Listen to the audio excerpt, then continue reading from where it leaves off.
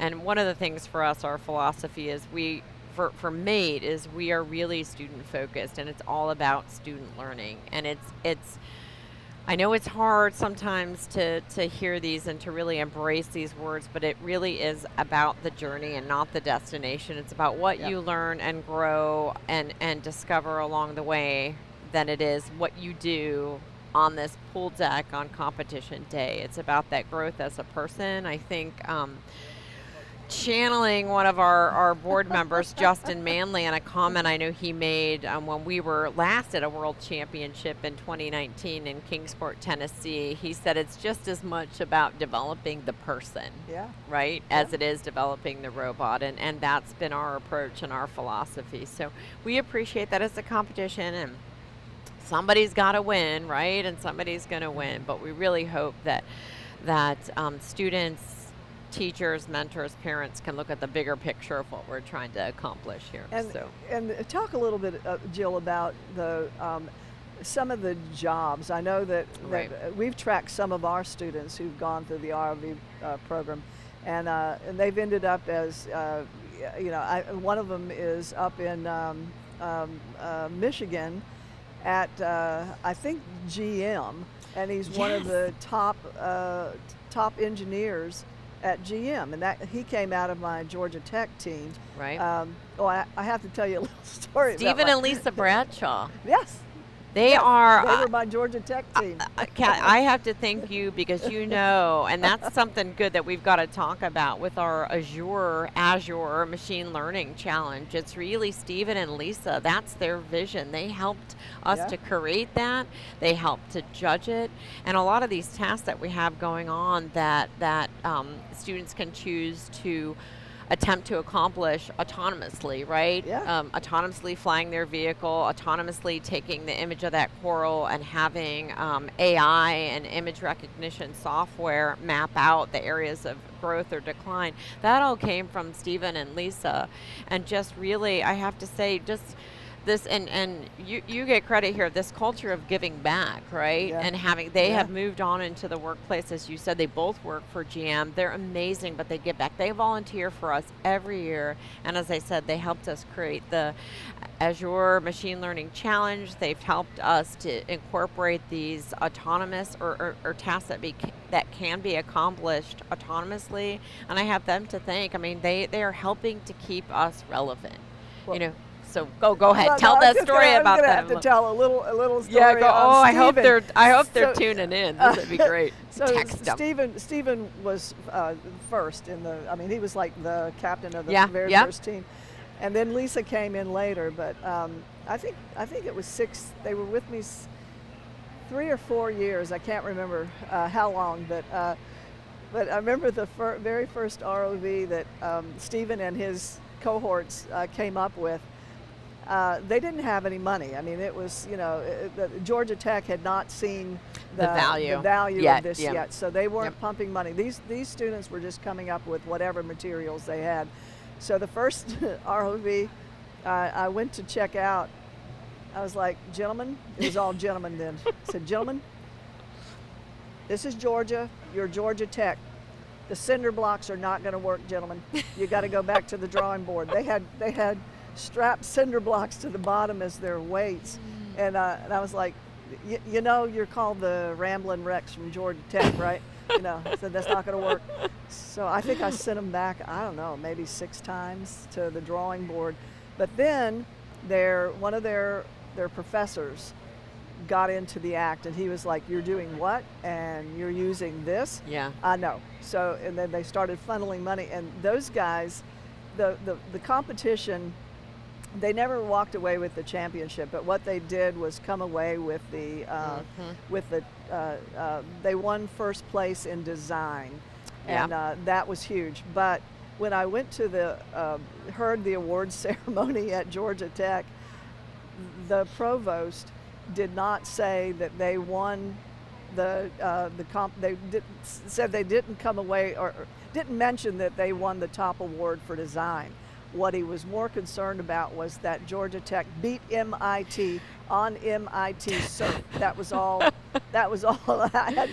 raise my hand and say, yeah, and they won the design award too.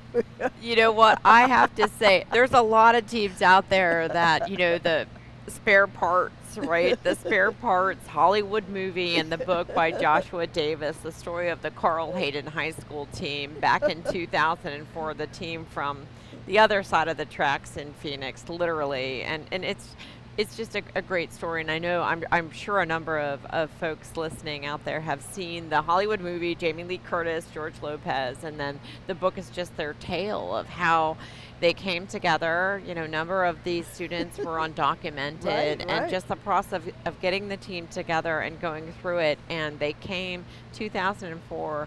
They won the Explorer class competition against beating the likes of MIT, and so that's the whole thing, right? Sorry, MIT, right? But everybody. MIT is great. I mean, I love Howard Wolowitz on The Big Bang.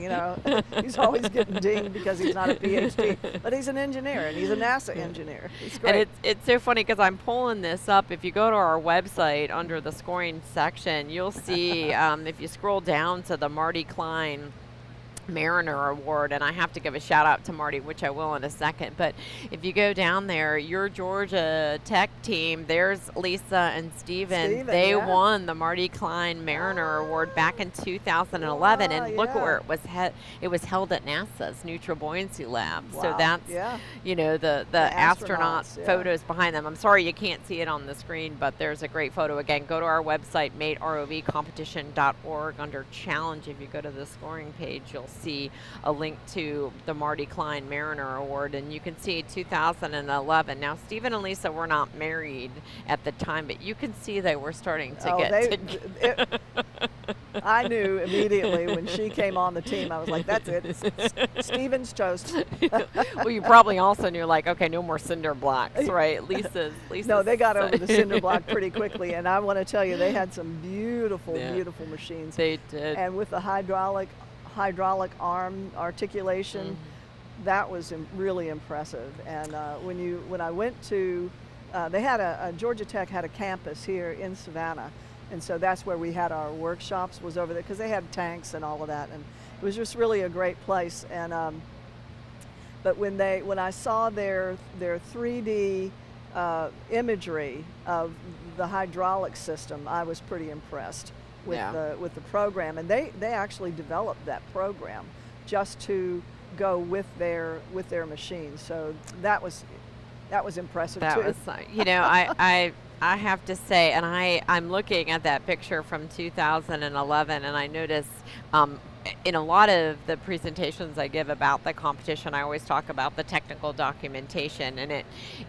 I took a screenshot or made a JPEG out of their technical documentation. And what I love is that at the time there was a message, like the first page in the technical documentation, the technical report was a message from this. And so there was a picture of the CEO. It wasn't Stephen or Lisa, another team member, and the name escapes me, but there he is, and he had written a letter, like, well, giving background about the team, and he signed it, and then that opened up into the technical documentation, and I use it as an example because I love how he really embraced that corporate entrepreneurial business approach, and as part of the technical documentation was communicating and had this letter addressing his readers. So I always appreciated that. But again, I want to give a great shout out to Marty Klein. Uncle Marty, I don't know if you're watching, but Marty Klein is the grandfather, the godfather, the inventor of side scan sonar, and he did go to MIT and work with Doc Edgerton.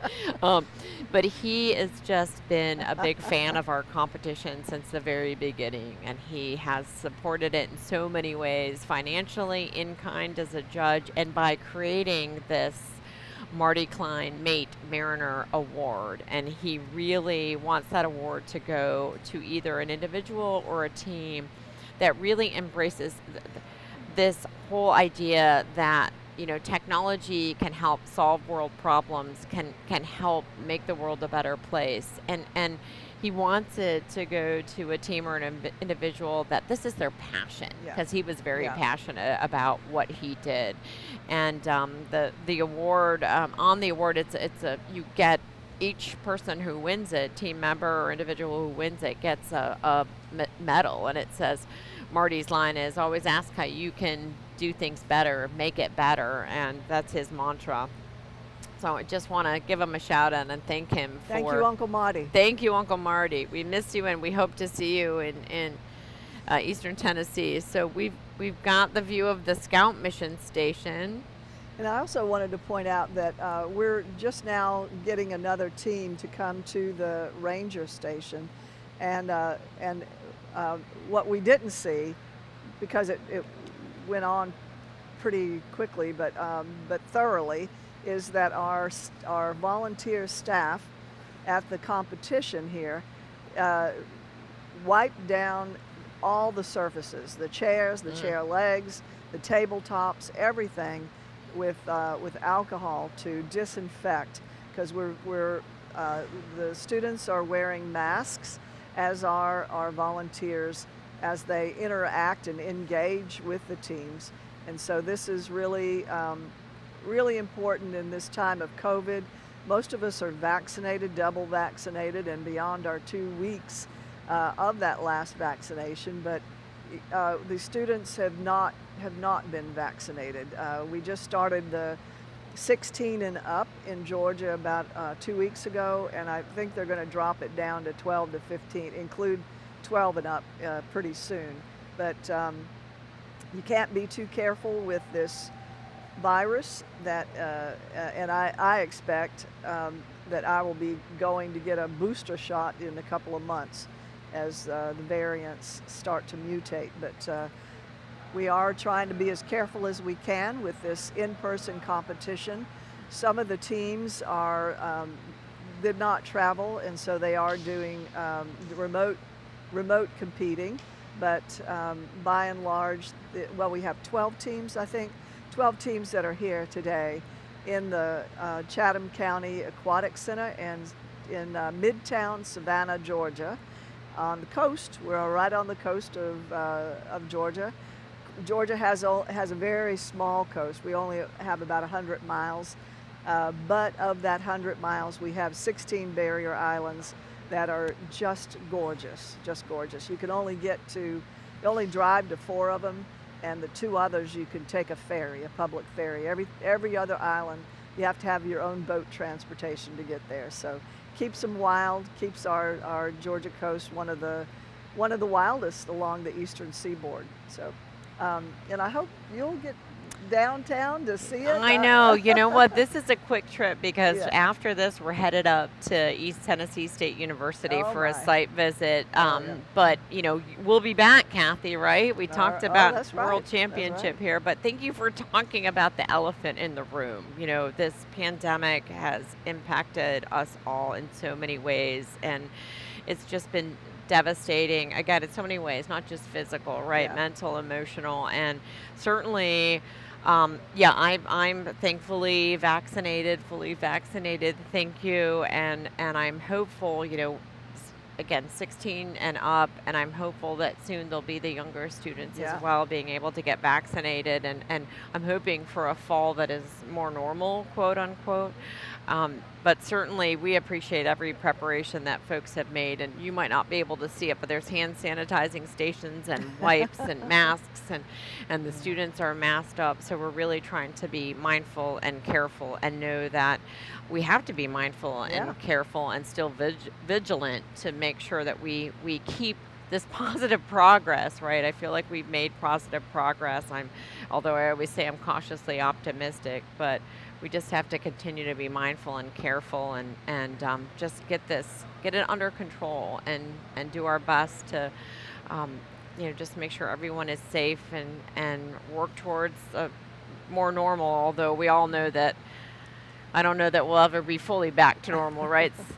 So many things have changed, and there's some silver linings there, but thank you for mentioning that. Sure. And this Scout Station, they're working on the corals. Now they have one, they have knocked over several, but they do. I know. I don't mean to laugh, because they're just so tenacious.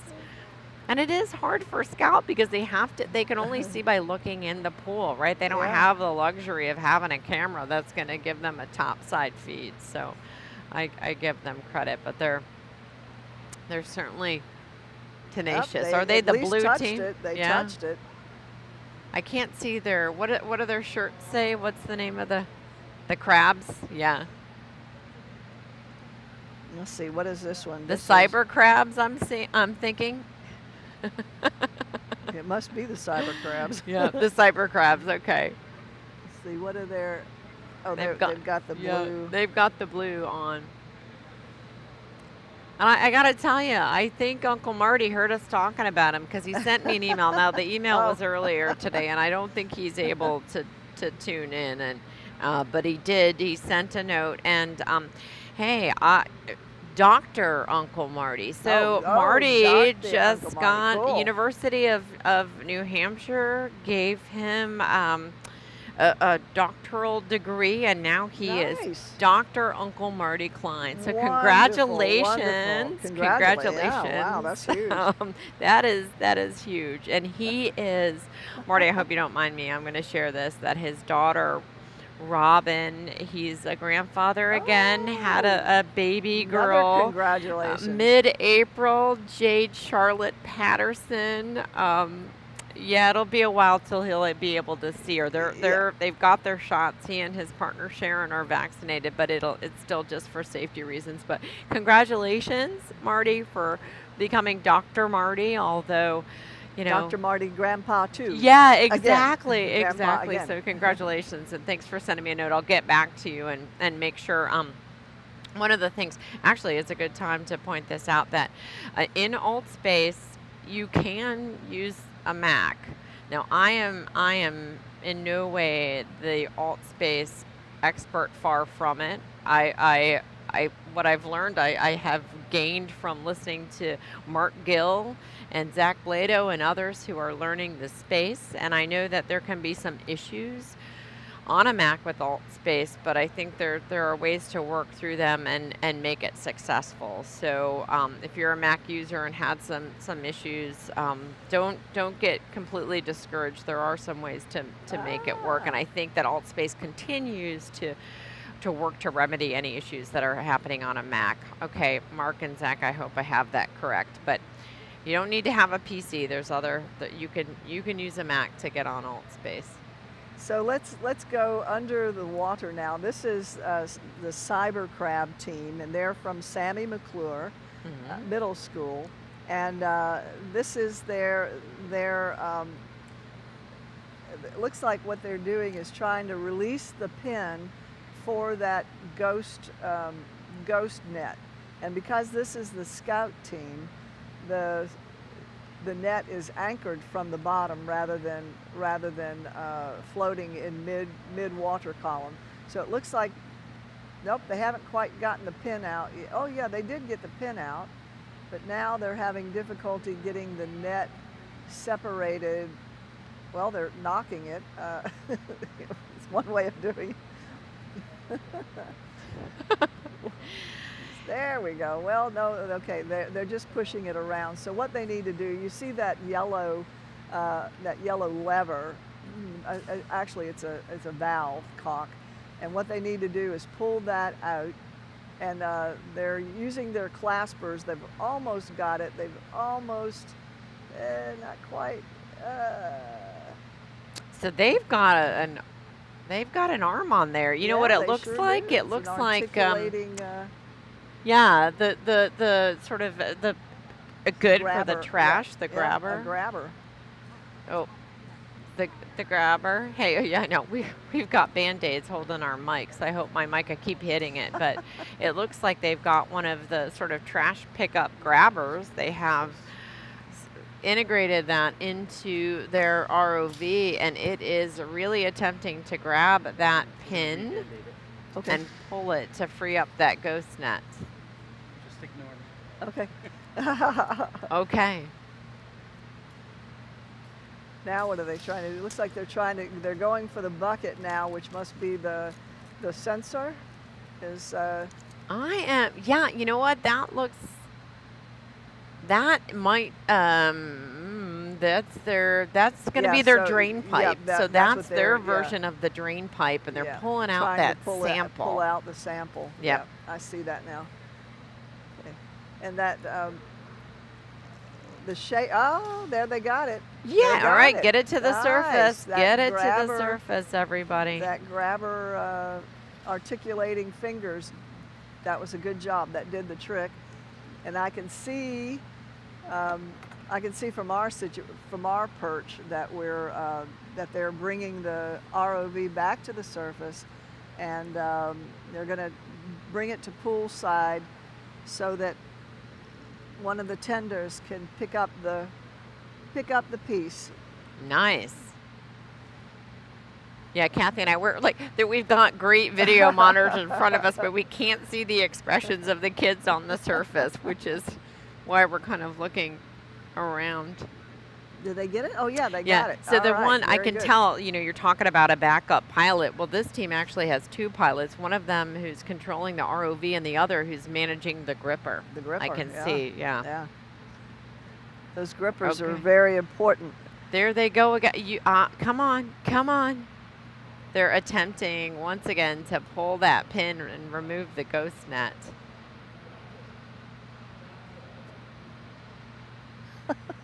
So, this year with the pandemic, I mean, we've done our best, as I've said in other instances, it challenged us all in so many ways, but it also inspired us to be creative and to think differently.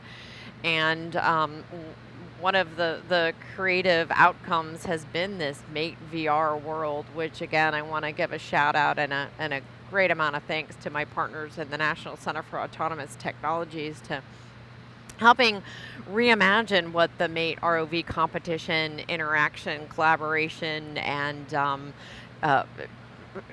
witnessing it all take place, what that would look like, and creating these VR spaces. I mean, we're broadcasting into the auditorium, and this is where the live event is taking place, but there are also a number of other spaces which I encourage people to check out. There's a portal at the top of the auditorium that will take people to the Welcome Center. So not that I'm encouraging people to leave the space, the auditorium, but definitely make a point to check out the Welcome Center. There's a pool. So again, just thank you to my NCAP partners for collaboration and innovation and creativity and a lot of hard work to make this happen. Another way we reimagined it was really with this remote or telepresence category of allowing teams to still compete by submitting their documentation, submitting videos of their ROVs performing electronically, and then by carrying out engineering presentations via Zoom or other video conferencing platform. And that's what took place here. You probably mentioned it earlier, but the Grays Reef Regional is actually what we call hybrid regional. The engineering presentations took place last week via Zoom. Yes. So the teams logged in via Zoom, the judges logged in via Zoom, the teams delivered their presentation, the judges they did a question and answer round, and the judges evaluated them all via Zoom. So we're grateful for that, and I know that in addition, I believe Jody had marketing displays submitted and judged. Thank you. The marketing displays submitted as PDFs and judged in that way. And then, so again, that was the remote piece of this hybrid competition. And now here's the in-water, the in-pool product demonstration. So a number of our regionals that are taking place this year are following that hybrid model. Some are doing all in person with all of this COVID safety precautions in place. And some are all remote, all electronic, right? Where everything was submitted electronically, except again for the engineering presentations that were delivered via Zoom. So we were inspired to think differently, be creative, but do our best to still carry out these competitions and give all of these students, all of our teams around the globe, an opportunity to showcase their creations. So so we're back at the back at trying to remove they're going to get it. I'm really going to root for He's almost got it, right? It's so hard. It's so real world. It's the pilot working. Oh, wait, working with the gripper, the arm operator. He just keeps bumping it out of position, unfortunately. Oh. But you were talking about workarounds with dealing with COVID, and that is I have been grateful for my boats and my kayaks and my canoes. That has gotten me out. That's my your mental, workaround. right? Yep. That's your workaround. That's I can your still get out and enjoy being with my friends and yeah.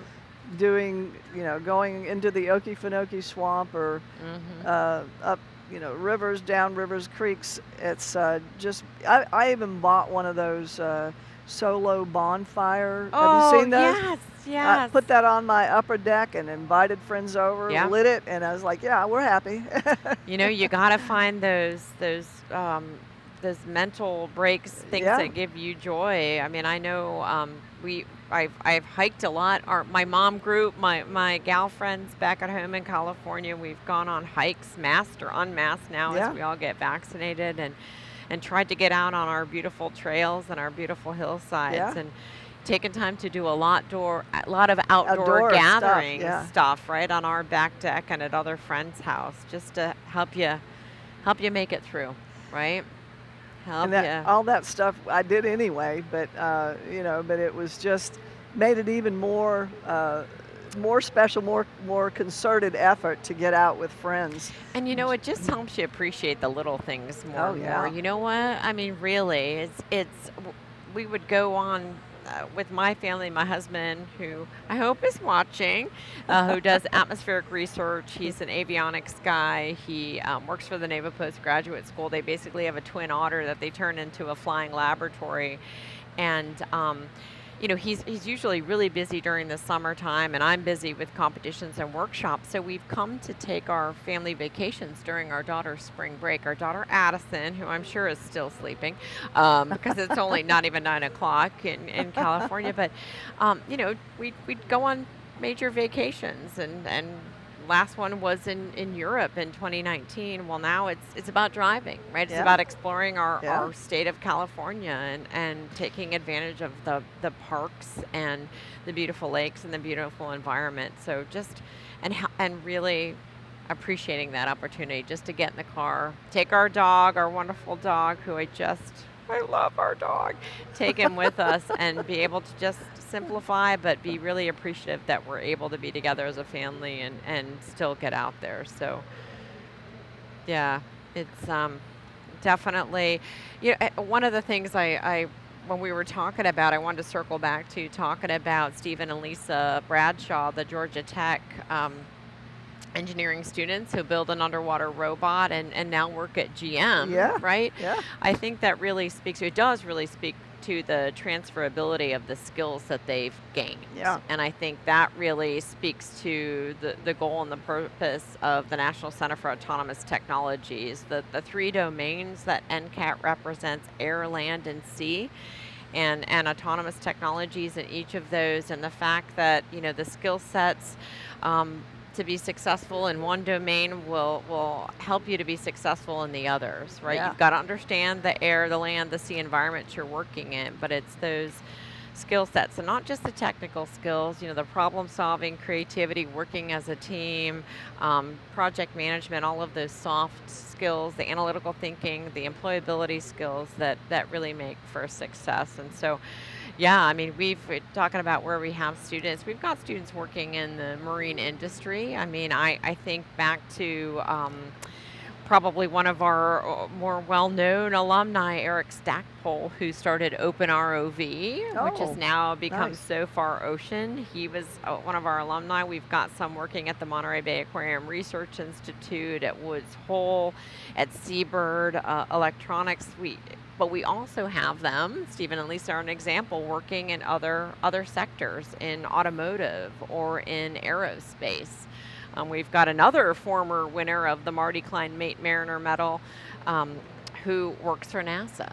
So Oh, just nice. Yeah, showcasing that they yeah. can go many different places, and it's Anywhere. about that skill set and the Yeah. application. So yeah, it's really, really been amazing. And we've done surveys of our alumni over the years. The most recent we carried out in January of 2020. And if you look at the impact report that we have posted on our website, you'll see a summary of where they are. And really, and I'm so grateful for this, and seeing how the competition had an impact on their education and career choices. And so that's what it's all about. That's what makes it really meaningful and rewarding for all of us. And I go back to I think it was the one of the top guns a while back, several years ago, and this kid came in and just knocked the top out of everything. And do you remember this? And so the instructors were saying, what made you so skilled, before coming to this program? And he goes, oh, I did video games all the time, Right. And so that's what this does, is learning to operate an ROV, and using, not looking at it, but using a camera to navigate and to perform tasks, just looking at your screen and not looking at your ROV. The hand-eye coordination, the mindset that you have to get into to do that takes a really excellent skill set, and that is what's so transferable. Right. But talking about the team building too, I don't think there's anything in life, any career that you choose, that you're doing it alone. It takes a team to do whatever it is that you're going to accomplish, whether you acknowledge it or not. Some people don't like to acknowledge it, but there's always somebody's shoulders that you are standing on because they did it before you, or they gave you the inspiration, or they gave you the bandwidth, the materials, the idea, a nugget of an idea. Right. They encouraged you. And so I think it's really important to acknowledge that when you do make an accomplishment, when you do achieve a success, that you always take time to thank those that helped you get there, and to appreciate your team. Because again, it takes a village. It takes a village. It takes a team. I know they say there's no I in team, but there really isn't. And I appreciate what you said, Kathy, and I think it is so important to, as they say, give credit where credit is due, right? It doesn't take anything away from what you've accomplished and what you build upon what you've known and all that you've done, but to really acknowledge the folks that helped you get there. They'll be appreciative, and I think it's it's very respectful, and then you can pay it forward, right? Because inevitably there's going to be someone that you influence. You may know it, or you may realize it, or you may not, and they'll do the same for you. They'll be grateful and acknowledge the inspiration that you gave to them. And what a great segue for me to say that we appreciate the Little John Family Foundation, Georgia Southern University, and NOAA Grays Reef National Marine Sanctuary and Foundation for pulling this regional mate ROV competition together and pulling it off for today. So we thank you all very, very much. And of course, our big partner is MATE, with Jill Zandy sitting right here, and her whole team of technical camera crew. Jill mentioned that we have we're looking at make that 7 monitors right here before us. Right. And if you count the cell phones, well, we've got more than that, but we've got about 7 monitors that we're looking at right here. So, are we okay? Oh, sorry. Let's see. Who do we have down at the Ranger station now? We've got is that St. Andrews? No, that's Scout. Let's see. Yep, we're doing a switch here, what we're going to see in the live stream. Oh, there we go. Okay, I think we've still got the Sammy McClure. That's we got the cyber crabs here at Scout, but down at the Navigator, I think those are the electric eels from Sammy McClure. Speaking of electrifying eels, we got a team. Back to our earlier conversation. Okay, we're just, thank you. Is that Randy? Yes. I'm gonna give a shout out to Randy Rudd. Randy, shouting out to Randy. He is with Grays Reef. Grays He's Reef. a volunteer with Grays Reef National Marine Sanctuary. And I will tell you that Randy, I hope he knows that we used a video transect that he shot. Oh, cool. In round 2 of our Azure Machine Learning AI Challenge. I know he can't hear me because he's got his dive hooded. Yeah, he's he in the does. water doing Yeah. what he does best, talking about Randy. Yeah. Jody's with us. Yay, Jody Patterson is here with us, the director of the Reef we've got the, National Marine Sanctuary Foundation. Oh, no, go ahead. What's going on? No, I'm sorry. Jody's important. Jody, Jody is the coordinator of this Grays Reef Southeast Regional Foundation. She does it all. Yeah. There's so many lot of words in there. But Grays Reef Regional Competition, mate competition. There we go. That's it. And go ahead, Jody. Sorry, just lunch is delayed, folks. The realities of a public event. The food trucks were a no-show, so we're gonna go grab some lunch. So you're kidding. Hey, no show. I'm good. I'm enjoying being here. Yeah, and And I want to thank Jody and also, again, Randy, who I think he just dove under, but I want to make sure that he knows that, I'm sure he does, that we used his video transect that he shot of Gray's Reef in round 2 of our Azure, I always pronounce it incorrectly, Azure Machine Learning Challenge. So round 2's going on, and it's really helping.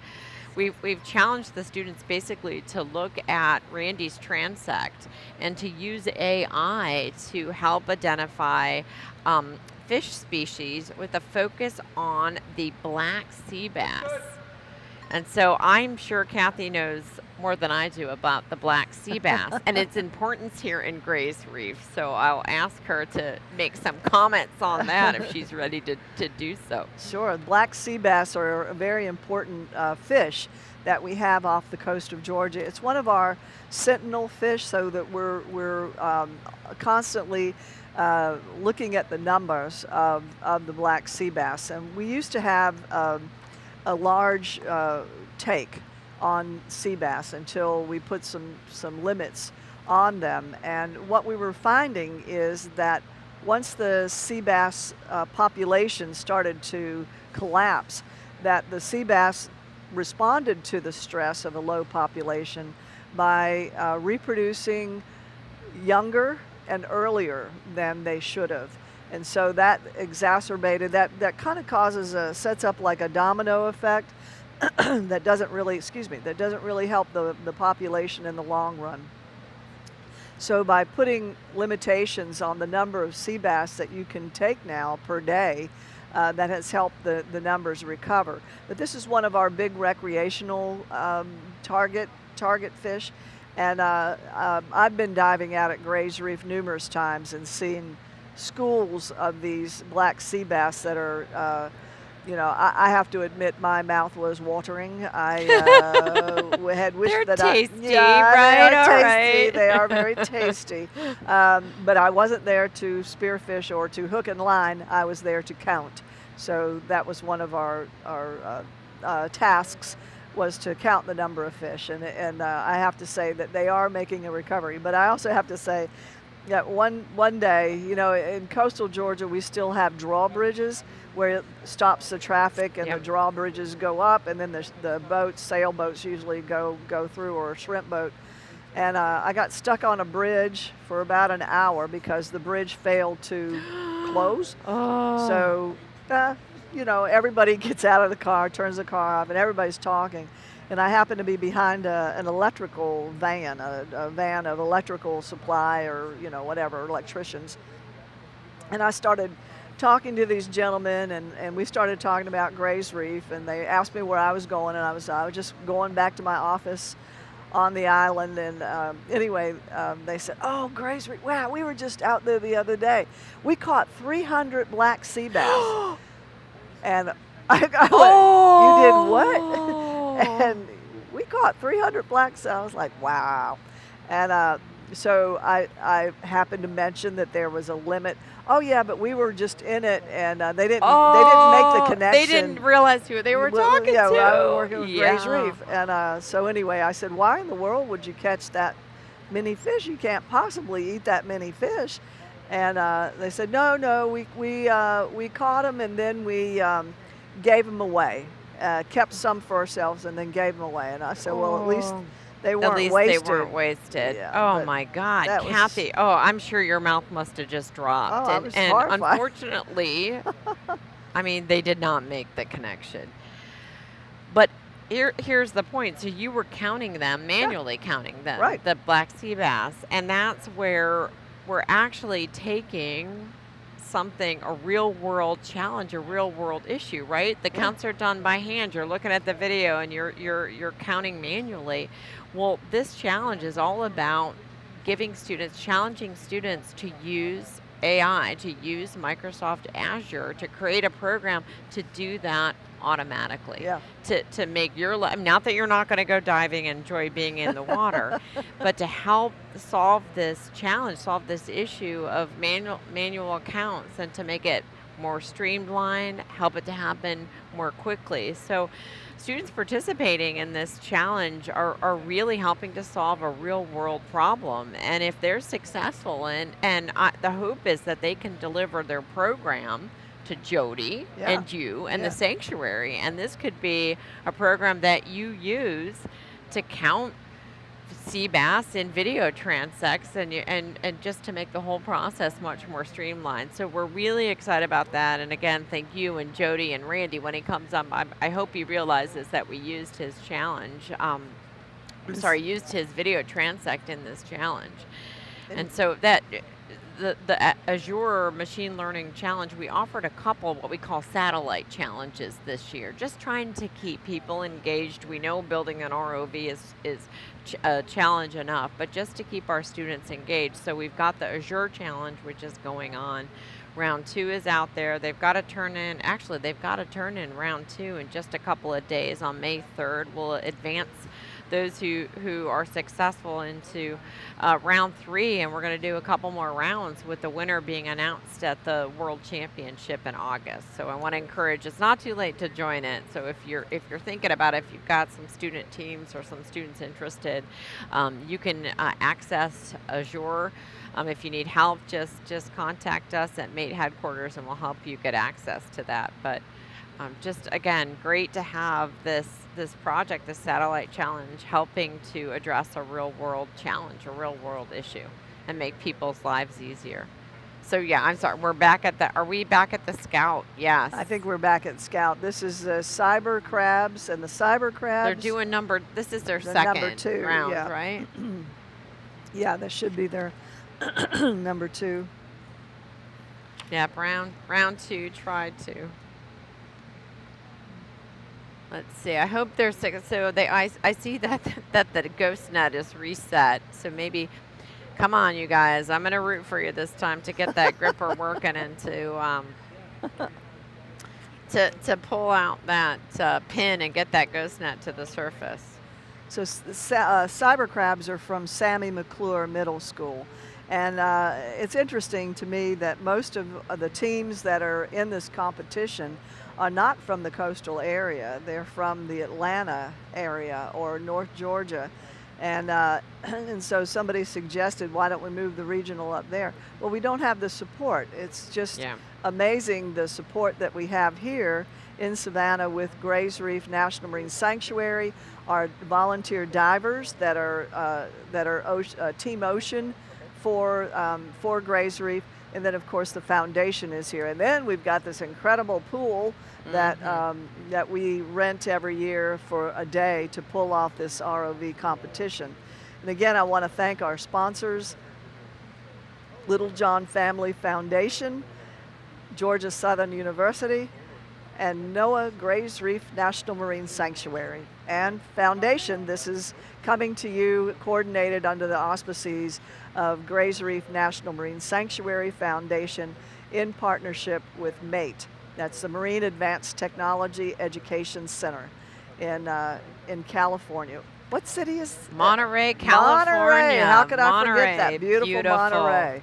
Yep, with our beautiful aquarium. And I'm so excited, talking about the impacts of COVID and the pandemic and the closures, and the Monterey Bay Aquarium was closed, it's been closed for over a year. There were attempts as things looked better to make plans to reopen, but it just never manifested itself. So they've been closed, but I'm so grateful they are going to be opening again and Nice. have, limited numbers coming in, time slot. So my family and I were members of the Monterey Bay Aquarium, and I grabbed a spot for May 23rd to head back to the aquarium to check. I mean, we have missed being there. Oh, The yeah. sea otter exhibit, you can tune into the sea otter live cam and see the critters, but there's so much better to be at the aquarium and watching them, and the jelly exhibit and the open ocean. So I am so excited to get back into that aquarium, and I've missed it. We've all really missed it. Oh, I and, bet. and I've heard that the fishes have missed us too. That is what they say. So we'll see when we get back there. But I'm ready. The giant kelp forest. I mean, it's really a beautiful. And so, Kathy mentioned, MATE, Marine Advanced Technology Education Center. So the center, like the National Center for Autonomous Technologies, is a Advanced Technological Education Center of Excellence, if you will, funded by the National Science Foundation. So the Advanced Technological Education Program, or ATE program, is run by the National Science Foundation and really focuses on preparing the technical workforce, the STEM workforce. And so MATE, we were first established in 1997. I came on board in 1998. The competition started with a pilot regional in 2001. The first international took place in 2002. We called it international because we had teams from Canada. Well, there you and go. North That American qualifies. competition didn't roll off the tongue. And now we've grown, how many years later, about 20 years later, into a truly global competition program, 42 regionals across the country and around the world. That's astounding. I mean, Yeah, what a great credit to you. Well, it's to the and to the team, right? Yeah, Right. yeah, It's yeah. really been a team effort, but I'm telling you, a lot of it's been really grassroots. Organizations like Reef, National Marine Sanctuary Foundation, and our other regional partners, really like-minded organizations with Right. like-minded missions, and really Right. wanting to bring STEM opportunities to teachers and students in their regions, and it's just grown. I mean, we're growing gangbusters in the Middle East. Yeah. Kathy, we have a regional in Tunisia. Wow. In the United Arab Wow. Emirates, we've had a regional in Egypt for a number of years My now. goodness. And it's just really incredible, the interest and the growth we're seeing. And we've had teams from Jordan, Saudi Arabia. I mean, it's just been amazing. And we're also growing in Asia, Hong Kong, China.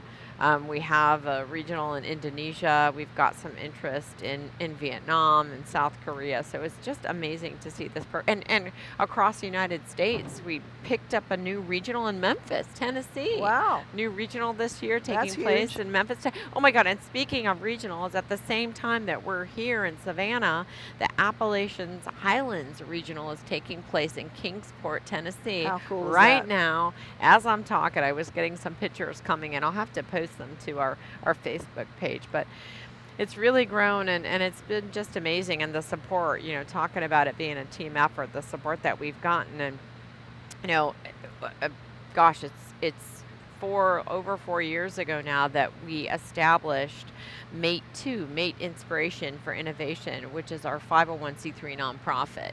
So that was really inspired by the MATE Center, right? This nonprofit corporation, which the intention is to sustain these activities that we've developed with NSF funding, to sustain them into the future. And so I have the pleasure and the privilege of being the executive director of the nonprofit of MATE Inspiration for Innovation, and just trying to guide us and continue to raise funds to support what we do, to support this program and keep it going. So it's been an interesting journey, and I've said this before and I'll say it again, just being in these two different worlds in a way that relate, right? Academic world with the MATE Center, and the nonprofit world with MATE Inspiration for Innovation, and just trying to navigate it and steer the organization into the future and keep this competition program going. So it's been an incredible journey, and I'm excited to continue to help it to grow and help the programs to continue moving forward and engaging students from around the world. And that one of the really important parts of the international competition is bringing those teams together from around the world, and that'll take place in August. August 5th through 7th. We're gonna carry it out. All of the restrictions that we need to have in place, all the safety measures, and just looking forward to bringing the teams that can make it, are able to, and feel comfortable bringing them to the campus of East Tennessee State University. Yeah.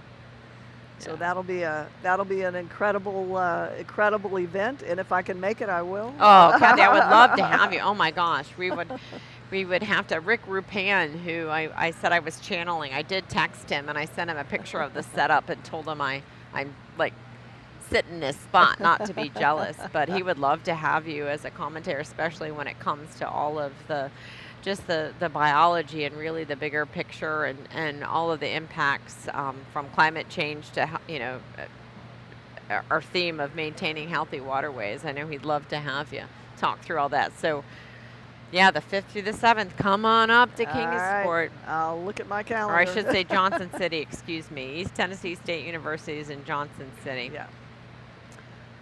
I don't know. That's that's awfully high up in the mountain. I might get a nosebleed. We're at sea level here. Exactly. Yeah. my house. I have a house on Tybee Island, and my bottom floor is 8 feet above sea level. Oh my God. I know it. It's like I climb the steps and get up into the upper floor, and it's 14 feet above sea level. Hey, I tell you, I'm a sea level gal now too, and just I feel the effects of going up. We were at Lake Tahoe not that long ago, 7,000 to 12,000 feet. I'm like, you feel it. I hear you. Well, I went to did a family vacation out to Colorado. And Lord! I went up Pikes Peak, and I had never, I guess, been up that high before. And all of a sudden, I stood up, and I was like, "I'm going to pass out now." I couldn't even walk. I mean, I guess it's called elevation sickness. Yeah, oh, my altitude goodness. sickness. Yeah, for sure. No, I hear you. We have regional programs in Hawaii on both Oahu, the island of Oahu, and the Big Island, and the folks from the observatories, Keck Observatory and University of Hawaii there has a telescope up on the, oh my God, what's the name? Mount? Haleakala. Haleakala? That's on Maui. So the island, the Big Island, oh my gosh, I have to look it up. Apologies to my Hawaiian friends. The University of Hawaii is in Hilo, but the telescopes are up on. Oh my God! Someone help me out if they're text me or Kia Mona. We're gonna butcher this, but I went up to the telescope there at 14,000 feet at one point. Oh yeah. Yeah. Oh yeah. You're doing this. Yeah. Like, okay, let me just stay focused, and you can really. I mean, it's something. I thought, okay, I'm gonna have to not talk as much as I do because I gotta conserve my oxygen. Yeah, that was such a strange feeling to try to. I actually fell off the train. I tried to step, and my feet wouldn't coordinate. Oh, there you go. Matt's watching. Mauna Loa. Oh, is that it? Mauna Loa. Yeah. And Mauna Kea. Mauna Kea. Yeah. Thank you, Matt. Thank you, Matt Gardner. Are you in the space, Matt Gardner? Kathy and I have been sitting here for several hours, and it's getting warmer in here. I know Kathy put her hair up, but I'm thinking I might have to get some. I got some water here. I might have to get some more because it's definitely it's warm. There may be a fan we can. Yeah, we had a fan direct earlier. To us. You're looking good. We have the doors open now. It's good. Oh, there you go. One of our divers walking behind us. Yay. Yeah. I might have to get in the pool in a little bit, Kathy. How are we doing over here, Mike? We're watching that the Ranger team. Okay. Looks like, oh, so we're now cleaning the surfaces again. That's got one it. of the things that we wanted to point out, that we're very careful about the COVID procedures, that after each team leaves a station, that the table, I can smell the disinfectant now. I can too. Yeah, like, I can too. That's probably. That they're cleaning the tables thoroughly, even the legs of the table and the edges of the table, and they're cleaning the chairs, the backs and the seats and the legs of that too, just in case somebody touches any surface. We want to make sure that we're as safe as possible. So it's we're setting up the scout station and the navigator station. We have a team at the ranger station. Now, who's the team at the ranger station? Is this the are they the Riptide, or is this I the don't Sea know. Lions? I'm wondering. Is that St. Andrews? Those are the Sea Lions now at the ranger station. Okay. And they're a local school. They are from St. Nice. Andrews School. They're from Savannah, Georgia, and so I forgot that they were in. So that's excellent. And I think this is their first time. Yes, it is. They're their first appearance.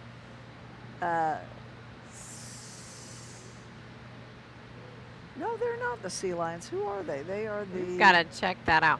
It's funny because I don't know if you're feeling it, but like I think I might have to get up and move in a little bit. So I decided to move my avatar around in alt space because I felt like I was standing at the same place too long. Just All like right. I feel like I've been sitting here. Rick Rapan, I don't know how you do it. I don't know how you do it. I know Matt Gardner's in the space. I'm trying to see. Matt, where are ya? Oh, there you are, Matt G. I see you up there. Are you guys both going to stage? Yeah, I'm going to tell Matt, get on the stage, Matt. Matt, come up on the stage. I might have to switch over to alt space for a second. I think you can. It's kind of tricky, Matt, hopping up on stage using the 2D climb, but you can get it. Or Matt, Mark put stairs. I'm sorry, Mark put stairs. Thank you, Mark Gill. I can't see them because I've been up on stage since we opened up alt space this morning, since I opened it up this morning. After hopping up there, took a little bit. Can you tell what team is down there? What ranger team? No, but I can go walk down there and see. Would you we need to know who's at Nice. each station. Yay, Matt's That up would on be helpful. stage. Do you need a Yay. pencil? I'm going to switch it. I'm going to, yay. Zach's moving around. Oh, Zach, you're moving around in alt space. Nice, you're giving a tour. Sweet, thank you. Zach Blado, also known as Blades. He is cruising around the space. Oh my God, he's hopping too, look at him. That is incredible. So we are watching, sweet. Can you see on Mike's screen over there? So we've got a camera. Zach Blado is a camera in alt space, and he's feeding his camera view into software known as OBS, which is then feeding it out to our Twitch stream. Oh, someone just walked right in front of me. I love it. Blades, that's awesome. Awesome, awesome. Life technology. Sea life. Oh, Sea Life. Okay. I'm gonna All right. try. I'm gonna And mute then- myself and go into alt space for a second. Okay. And then this new one just. I'm looking at Mike Okay, for Sea permission. Lion. Thank you so much. Okay. I got it. Okay, so what we're looking at now at the Ranger team, we're looking at the Sea Life technology. And Sea Life technology is from, let's see.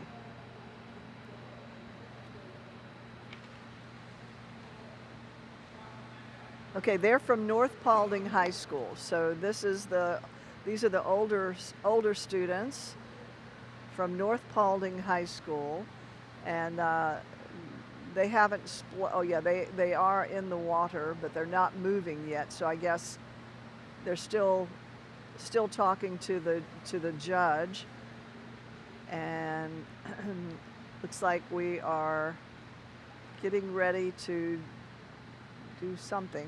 An arm is in the water.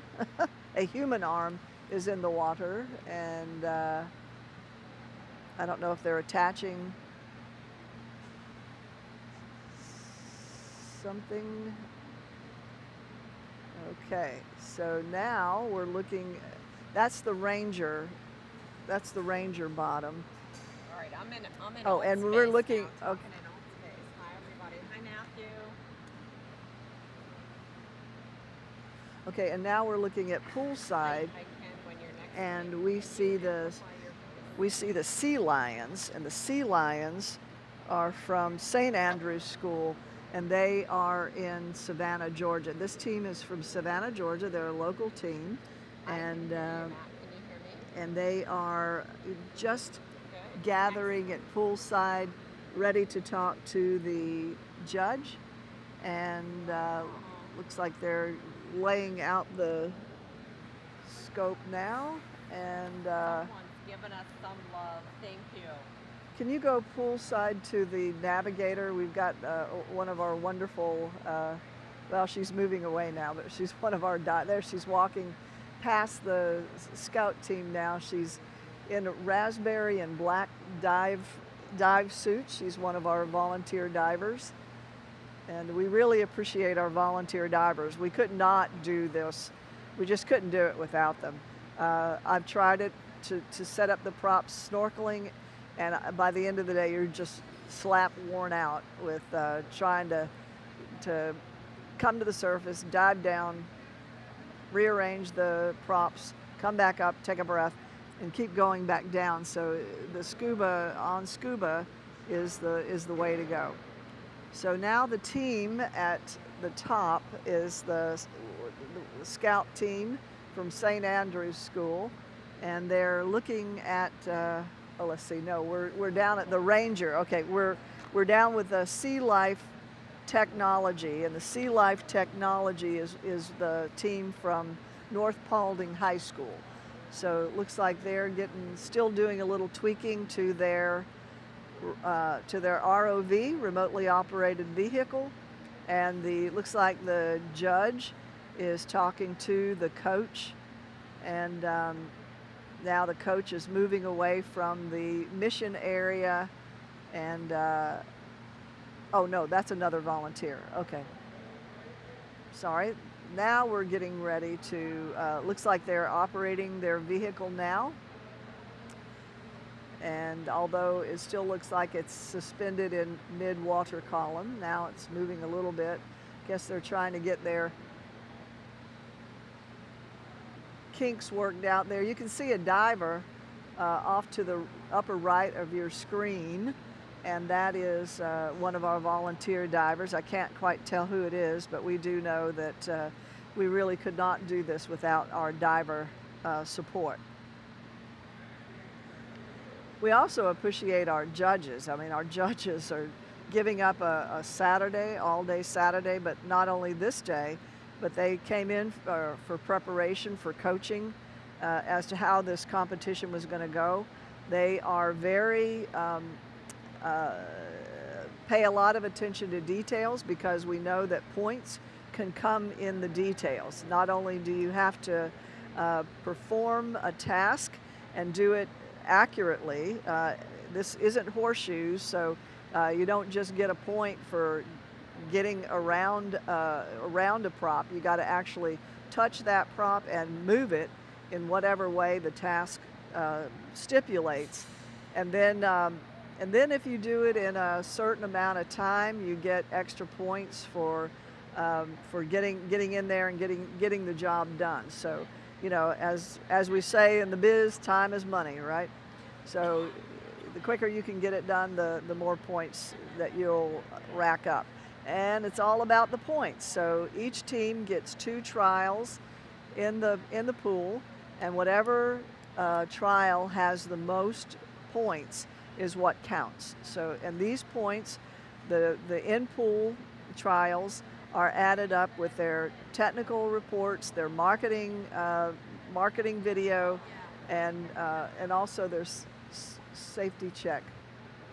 So now we are looking at the pool side at the sea lions, and the sea lions are from St. Andrew's School, and that's really cute. I think the lion is their turf mascot, so the sea lions must be their surf mascot. So that's pretty cool.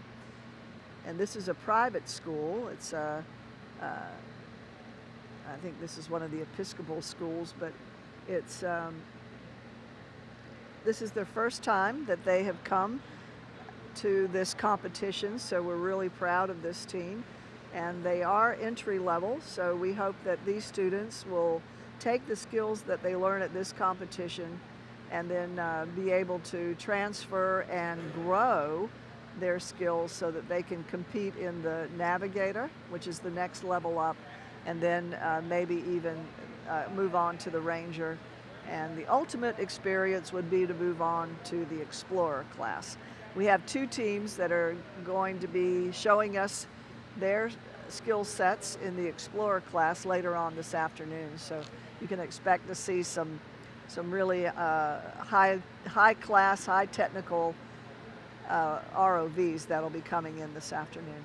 We have a diver that is now moving a prop around so that the sea lions from St. Andrew's School can continue their mission trials. So one student is standing at the pool holding the ROV, and she's just now getting, the hooks on the front end look like bicycle hooks, like the hooks she would screw into a wall to hold a bicycle. That's pretty cute. All right, the ROV has splashed down, and we're just waiting for it to appear on camera now. I don't see it yet. But there it is. Now it's in camera view. You can see it on the upper, well, now it went out of the frame again. Jill, did you want to jump in? I'm in alt space. I hope everybody can hear me.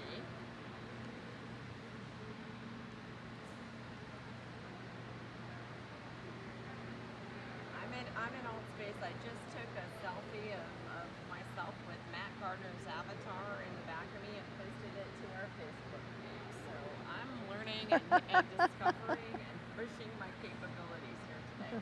And it's all very, very cool. Okay. Thanks for the love and the clapping, Mark Hill, and thank you for creating such an amazing, amazing world. This is so crazy. Love all the love. I'm going to switch back over to my live stream mic here and mute myself in alt space, but I don't know if Matt, I'm turning around here. I don't know where Matt Gardner is in alt space, but I just wanted to give him a shout out. Thank him for being such a great partner and a great competition technical manager and master prop builder. It's really cool. I know this is my first opportunity to see these props in action in a real live competition, and I know Matt hasn't had that opportunity yet. It'll be coming soon. So anyway, thanks Matt, wherever you are, for all of your support and hard work. It's really cool. And again, thanks to Mark Gill and Zach Lato and John Beck and Berkeley and all the partners within NCAP for making this happen. It's definitely a day of firsts here for me and for the main ROV competition. All right, we are underneath the pool, underneath the water, looking at the Scout. These are the sea lions from St. Andrew's School, and what they're trying. Look, I'm not sure what they're going for, but it may be maybe they're going for the ghost net. No, it looks like they might be going for the plastic. They've got. Looks like the hooks that you screw into a wall for bicycle, to hang your bicycle up on a wall. They've got that sticking out of the front of their ROV, and looks like they've snagged a cord. Oh, bless you. Me, bless I'm you. so you sorry. You need a tissue? No. Are you good? No, I'm good. Sorry. I hope. No, I'm the trust. chlorine is Yeah. about to get to me, and the. I will tell you, you feel it after a while in Yeah. here, and hopefully I'm back on. But that was so bizarre. I muted myself here on the live stream and was in on my mic and alt space. And I took a selfie of my avatar with Matt Gardner, technical manager and master prop builder, Matt Gardner behind me. And then I posted it to Facebook. How cool is that? I'm technological whiz. I don't know about that, Kathy, but I am learning, and I'm learning all these capabilities, and grateful for people like Mike Pasavento sitting to my right, and Mark Gill, and Zach Blado, and John Beck, and Anton Berge, and I want to give a shout out to Chelsea Blado, Zach's other half, better half, let me say, who is just been an amazing partner and does an amazing job with all of the NCAT communications and website and graphics. She is top notch, and she's the one, if anybody checked out the LinkedIn posts that came from NCAT and that I shared on LinkedIn and on our Mate ROV competition LinkedIn group and saw any of the communications, she puts that together, and it's really, I mean, stellar. What a great job. So I'm grateful to all of these folks to have as part of the team, right? We talk about teamwork and needing to have everybody. And I think that's what we profess to the student teams, right? You have to look at your skill set, look at the team as a whole. What skill sets are needed? What do you need to bring on board? You know, what skill sets are you lacking, or would you like to have filled, right? And bring in other people. You don't have to do it all. You don't have to have all the skill sets. If you can bring other people with the skill sets that you lack or maybe aren't as proficient on, I mean, that's what it takes to put together a functioning and successful team. And for those There's a lot of action going on over here, isn't there? Yeah. For those of you that are just tuning in, Jill reminded me earlier, I'm Kathy Sakis. I'm the chair of the Grays Reef National Marine Sanctuary Foundation, which is hosting this Grays Reef Southeast ROV Mate competition today, at regional competition. And I started working with ROVs, started teaching workshops and holding a competition back in 2004. But in 2005, I think it was March of 2005, I met Jill at a conference in Washington, D.C., and she remembers drinking coffee, sitting outside, and it was a little chilly for me, and I'm from the South, in case you hadn't picked up on that, and it was a little chilly for me. She was quite comfortable, as I recall. And anyway, she started telling me about the mate competition and how needed to get involved with that. So that later that year, we did hold the first Grays Reef Regional Mate ROV competition, and we've been going strong ever since. Here it is, 2021, and the only year that we missed was last year because of COVID, for obvious reasons. So it's been an incredible ride. At that first competition, I had one team. Got to start somewhere, Kathy. I know. Guess who won? And then from there, we just started growing. It was slow at first. I think maybe we had 6 teams the next year, but then it got up to 30 teams, and thank goodness they all didn't show up on the day of the competition. There's always a few dropouts no matter what. So I think the most that we ever ran through a competition was about 25 teams. So that's a lot of teams. We've only got 12 teams today, and I know we're going to be here for a while till this afternoon. So. Everybody, all of the support staff has been here at the Chatham County Aquatic Center in Midtown Savannah since 8 o'clock this morning. I guess even earlier than that, really. And we'll be here through the afternoon. And then this evening, we're going to have a little soiree in honor of our California guests at one of our trustees' homes on the beautiful bluff overlooking the Vernon River. You've never seen such a beautiful place. Thank you for that. That was such a kind thing to do. I was really honored and grateful to get that invitation. I'm looking forward to it. Thank you. I'm looking forward to it.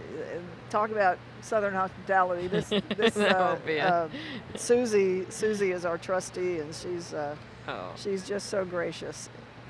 We're thankful that she is allowing us to come into her home, onto her bluff, and onto her dock.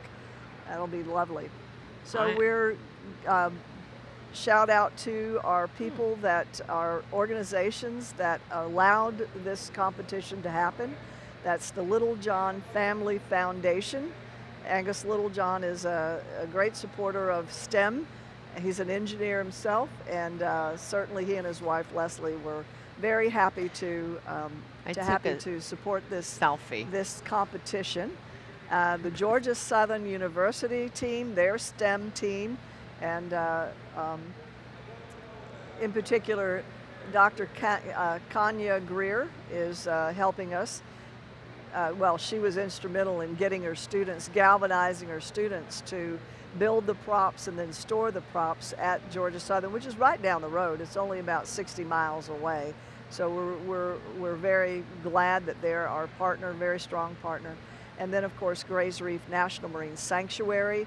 The sanctuary and the foundation share the name, but we also share common goals, and we support each other. And it's been a great partnership since 2014.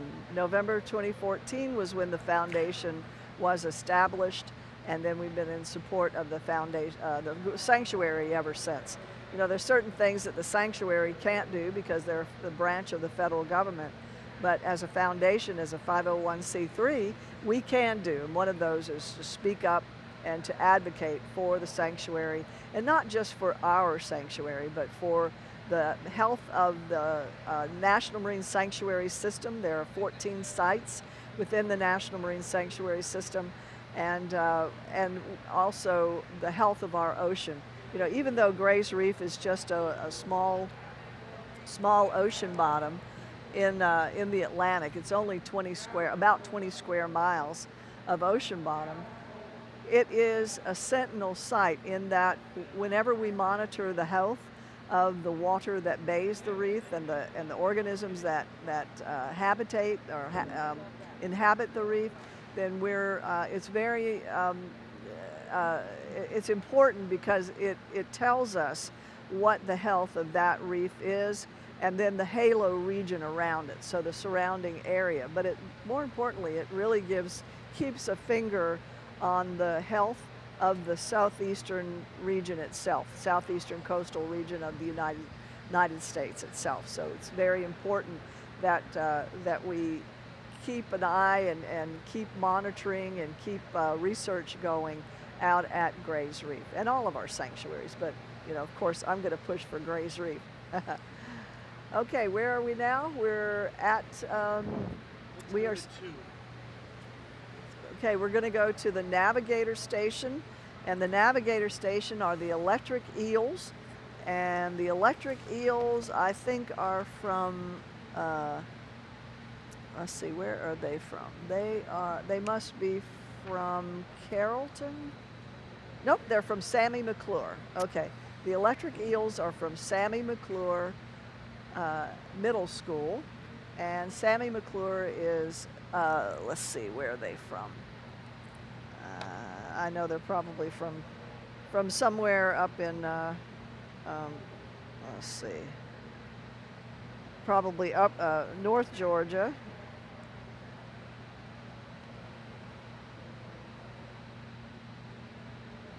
Yeah. Okay. Oh, let's see. We're just, yeah, you know, I love the name Electric Eels. Apropos for that task that we're talking about, and Kathy's story about how they would shock the eels and move them. I think our eel traps are a little more preferred. Although they were successful. They're in Dallas, Georgia. Okay. Wow. Yeah. So how yeah, let me see where Dallas is. Dallas, Georgia is, they're up in North. They had a drive. Yeah, they did have a long drive. Maybe that's too. I think there's some ROV competition team members staying at our hotel in Midtown Savannah. I think. What? Oh, hold on. Oh, sorry. Yeah. Mike is encouraging us to talk and tell what they're doing. So we're looking at. I'm sorry, I got carried away. I know we got carried away trying to figure Atlanta. Got it. So we're looking at the scout station, or we're on camera, the middle camera. We're on the middle camera, so that's Navigator. Nope, that's Scout. That's Scout. We're on right Scout. here.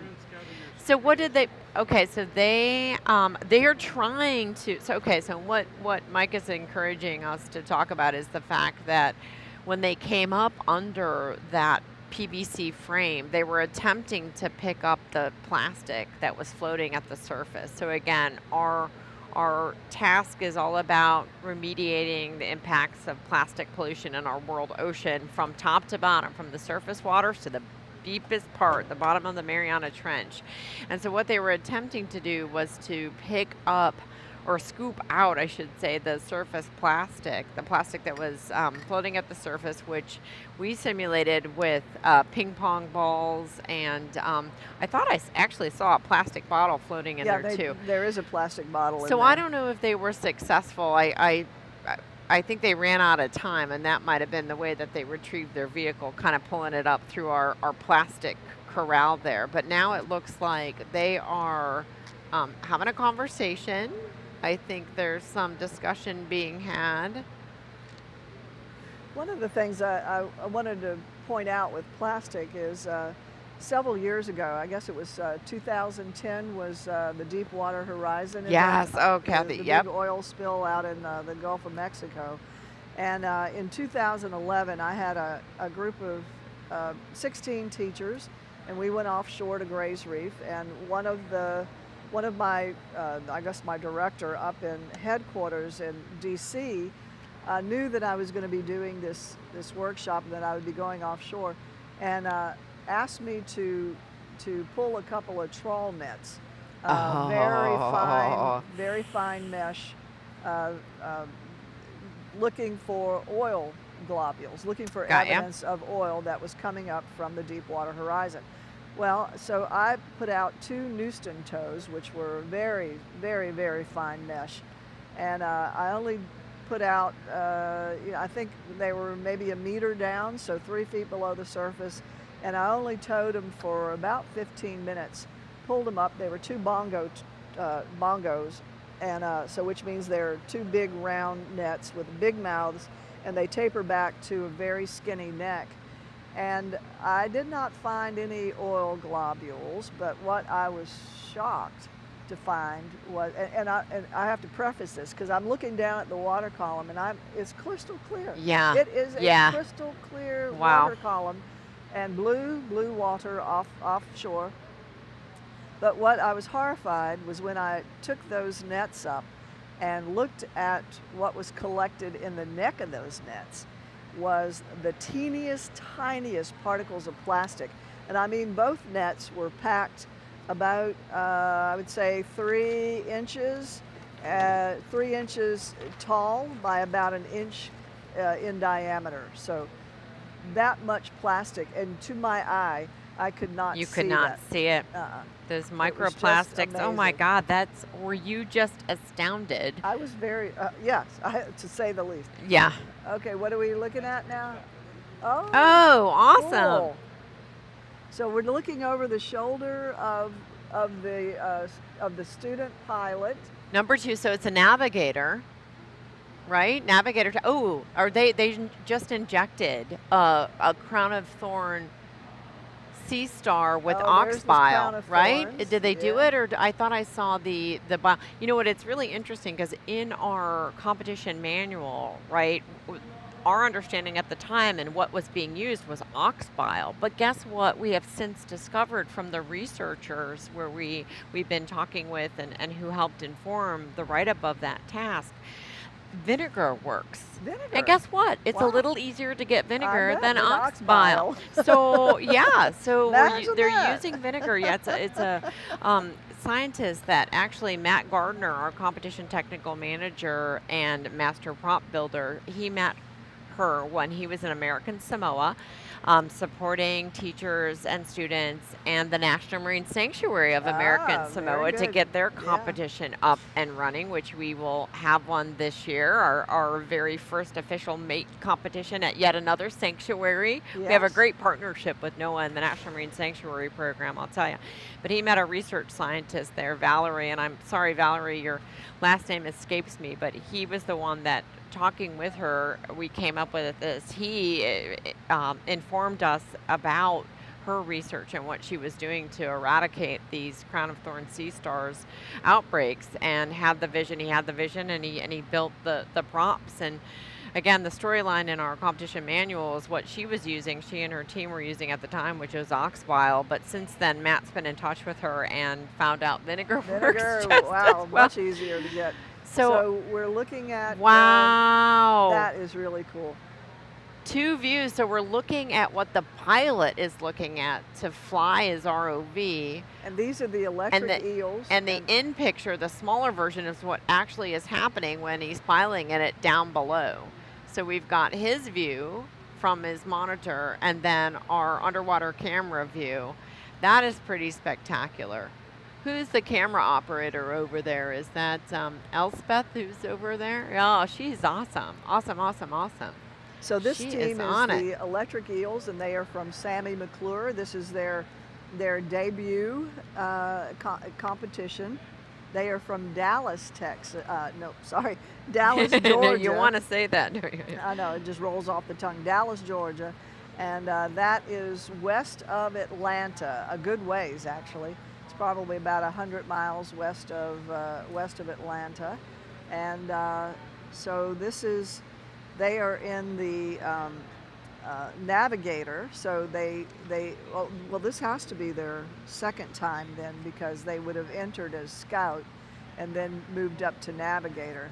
So we're really proud of our teams that come year, consecutive years to compete, and the consecutive years are skill building. These students sometimes come in as 3rd graders and keep competing right up on through high school.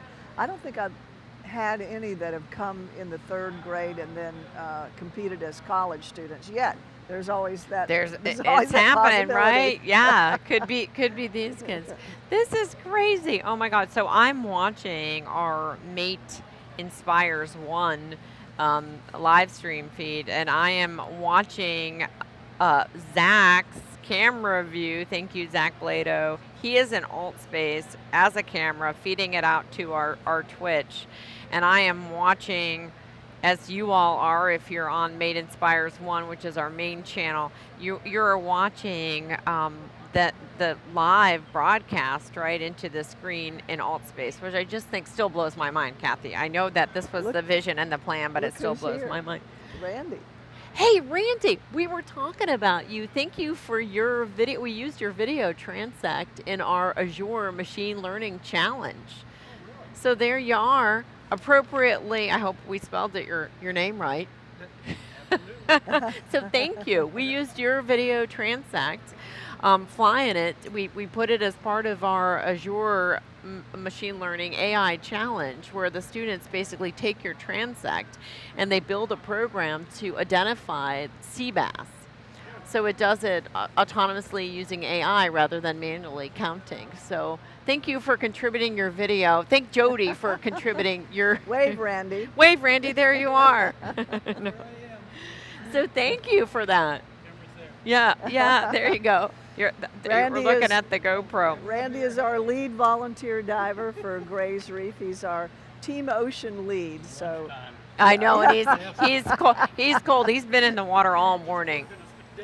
Yes, I know, and right? we appreciate your dedication. And even though it's warm in the pool and right in the building, but in the water, this lap pool is 81, 82 degrees. So that might seem warm, but when you're in there for hours at a time, it's not. It really zaps your I hope Randy's going to get some get some food and some something warm to drink. Yeah, but again, his video it's using as part of this challenge where the students developed that program to automatically, right, with AI and computer programming to count those sea bass, so people like Kathy don't have to do it again manually, although like I said, we talked about this before, she'll still love to dive on the reef, but just not have to work and make those counts. So that is pretty darn cool. It's more accurate when you when you're doing it in person. Yep. You miss a lot. Yep. But if you're using a video, then you can stop and pan, and it's not like you're, and when you're counting anyway, you're not, counting each individual fish. Right. You're making Because your it's hard because best. they're moving. They're moving. Yeah. And that's It's why your it's just best the guess. power. They're training. I'm not the computer programmer. You can probably tell as I'm trying to describe this, but they basically, these students will train their algorithms, train their program to recognize the sea bass. And as they run their program through the video transect, it just gets better and better because the recognition, it gets more adept at recognizing the sea bass. Yeah. And so the idea is they make those counts and they turn in not only their program, a video of their program in operation, right, going through the transect and making the counts, and then a plot of the number of sea bass that they have, their program has calculated over time. So it's pretty amazing. And again, just, looking to help out and make things more efficient and effective and solving a real world challenge. So yeah, I'm glad we met Randy. He flew that video transect, and I'm glad we met him, and he knows his work is being used to help inspire and encourage students to develop these skills. So thanks again, Randy. So who are we looking? We're looking We're at still the electric eels. we're at the electric eels. Look, you can see on their Navigators. shirt. There they are. Sammy McClure School, Dallas, Texas. Dallas, Georgia. We flew through Dallas, Texas on the way here. Let me tell you, there was some thunderstorms, and so we took a long time to land, and it was bumpy. And then we did our run to we made our connection, thankfully. But Tawny got and I, and even Mike Passaventu is sitting over here to the right of me. He flew in from Seattle, and his plane was even late. So we all made our connection, which was good. But yeah, Dallas, Texas, when you say it, it's like, I was just there en route on Thursday. Well, I need to take a break. Yes. And Yes. so- I will fall. I'm thinking that these teams will be, after these teams come out of the water, then we'll have a bit of a break, or maybe not. I'm looking. Maybe we don't. We just keep going. I think we just keep going. We do. Hey, you know what? You go for it, and I might follow you right after. You got to get up, and I was trying to move my avatar a bit on the stage because I've been standing in the same place forever, and I think we also have to move our physical bodies up out of these chairs, right? This is really, really cool. This is wonderful, Mike. Thank you so much for coordinating all of this. This is tremendous, and we've got Elspeth Peary over on the camera. She's been panning across the pool to get to the team's top side, and our divers have been moving the cameras around. Placing the cameras, and then Mike has been scrolling through the various camera angles. So this is it's truly a team effort, and it's been really most pleasurable talking with you, Jill. Oh my God, I haven't seen Kathy, and I haven't seen each other and been in the same room talking for quite a while. So it is really a pleasure to see you, and I'm really grateful to you and the partnership and to be in here. And yeah, you gotta come up to Tennessee if you're available. You definitely provide so much great science background information and context, and can relate it to your real experiences out there diving. Much more an avid diver than I am, and so I appreciate you. I appreciate you being here and sitting next to you. And then, of course, Mike is amazing. And I want to give a shout out to Patrick Rowe. I think we mentioned Patrick earlier. Patrick, we have a drive tomorrow from Savannah to the Tri-Cities area of Tennessee, Eastern Tennessee, and we're going to call you on the way there. So I am looking forward to catching up with Patrick Rowe. Amazing, wonderful volunteer. He established our live stream. He brought us the capability to live stream the World Championship. He started by live streaming the regional in Wisconsin, because that's where Patrick's from. Brought us the capabilities. Of course, I think the first year, Patrick, yell at me if I have this wrong, but the first year he started live streaming, we were at NASA's Neutral Buoyancy Lab. And so they have a pretty great underwater camera setup, as you might imagine. And so that made his job slightly easier that first year. I think that's where he started. And Rick Rupan, I think I called him in last minute to be the talent, to be the announcer for that. And we have not looked back, and Patrick's really built it up. And then Mike coming in, that's a funny story. I'll tell you, Kathy, when you get back about Mike joining the team. But it's just been, I'm so grateful to Mike and the others that he's brought into the team, not with us today, but they'll be at the World Championship and just making all this happen. It is definitely a production, literally and figuratively, and I'm just really grateful that we have such great support and vision and yeah, capabilities and patience too. This guy's got the patience of Job over here. Okay, I will be back. All right. All right. So, hi, how are you doing? Yeah. We're doing good. We're all hanging in there.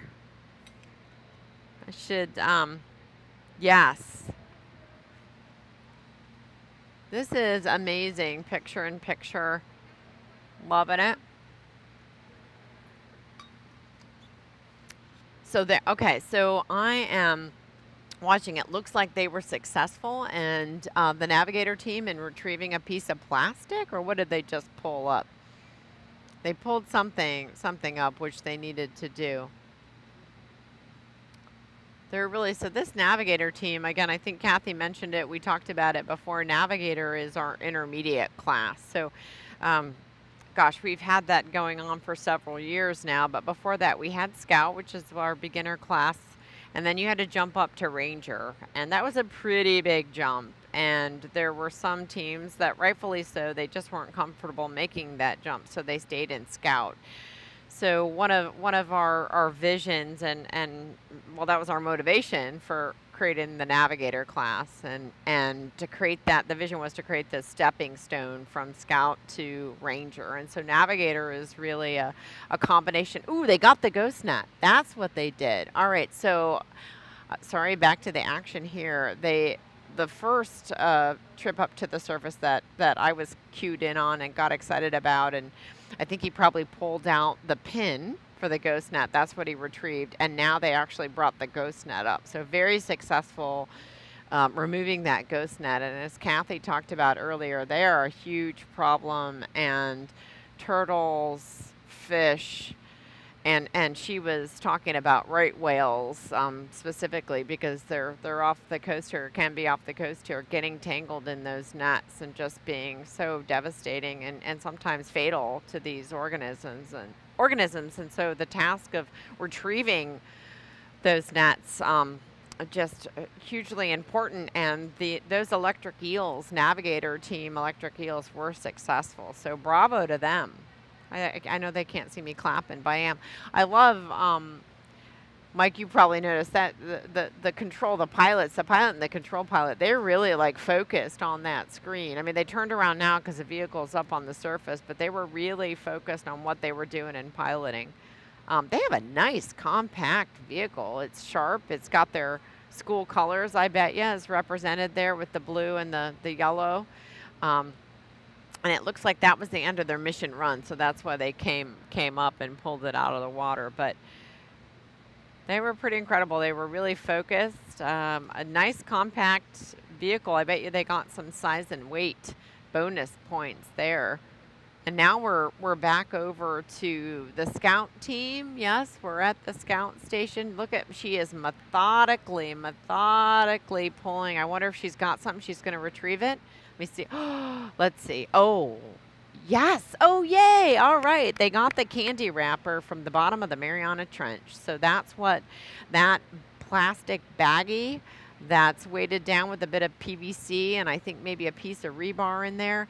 They were successful at traveling down to the Challenger Deep Mariana Trench and recovering the plastic. If you remember, we talked about this earlier. Victor Vescovo, who is one of the more recent people, there's only been 4. Or actually, I think Victor has since taken other people on his expeditions and piloted them in his submersible down to the depths of the Marianas Trench. And anyway, during one of his dives, and as we were writing the competition manual back in the fall of 2019, He was very struck by his visit to the bottom of the Mariana Trench, and he settled down, stirred up the sediment. And when the sediment settled, he saw a few critters. Right, it's sparsely populated, but what was most striking he saw was a candy wrapper. So even though the majority of us haven't been there, our trash is still making its way. So that was what that represented. They recovered that candy wrapper, and I'm trying to see, are they back in the water, or are they? No, they're done. It looks like that was the end of their task, but they ended on what I would call a very successful high note, and pulling up that piece of plastic. All good stuff.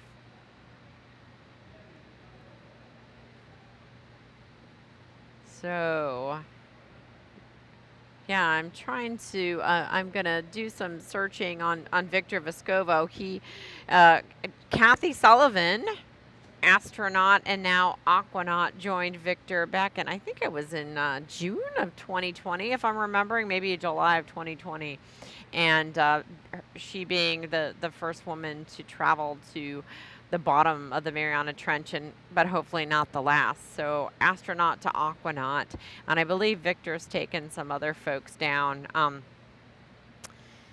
Yeah, it's the Challenger Deep. It's the deepest part. It's crazy. So to access it, just to give you some perspective in case you don't know where it is, it's in the Pacific, Western Pacific. Many of the ships that travel out to dive on the Challenger Deep will leave from Guam, and yeah, the Mariana Trench is near Guam, and the Challenger Deep is the deepest point in that trench. It is, I'm going to look at this so I can get an accurate number here. It is just about 11,000 meters, or 36,000 feet deep. So crazy, lots of pressure. Not many people have been down there. We talked about Don Walsh. I mentioned Don Walsh and Jacques Piccard. They were the first to go down in the Bath Escape, the Trieste, back in 1960, and were the only ones until James Cameron did it in his deep sea Challenger submersible. He did that back in 2012, and yeah, it had only been those three until in 2019, continuing on into 2020, Victor Vescovo on board the DSV Limiting Factor. That was the name of his submersible, made dives to the bottom. So fantastic feats, very exciting, although again, very disappointing and distraught in seeing plastic pollution at the bottom. So they're packing it up. The scout team is packing it up and moving. I think the navigator team, who's still on deck there, is just waiting to tally up their scores and converse with the judges. Again, Kathy mentioned this earlier, we talked about it, but one of the things, both the team captain, or in our case the CEO, because we have this entrepreneurial company focus, both the CEO and the judge, one of the judges at the station, have to sign off on the scores. So we want to make sure both are comfortable with it, and the team has a chance to verify, and if they have any issues, talk it through with the judges before they head out. So I think they're waiting for the judge to finish tabulating the scores, and then they'll have a look and talk it through with the judges and sign off on it, hopefully no issues, and move along. So we're cooking here, and I know eventually at the end of the day, we've got an Explorer class team that will be demonstrating their robot here. It's a team of students from North Paulding High School that are dual enrolled at Kennesaw State University. Oh, hi.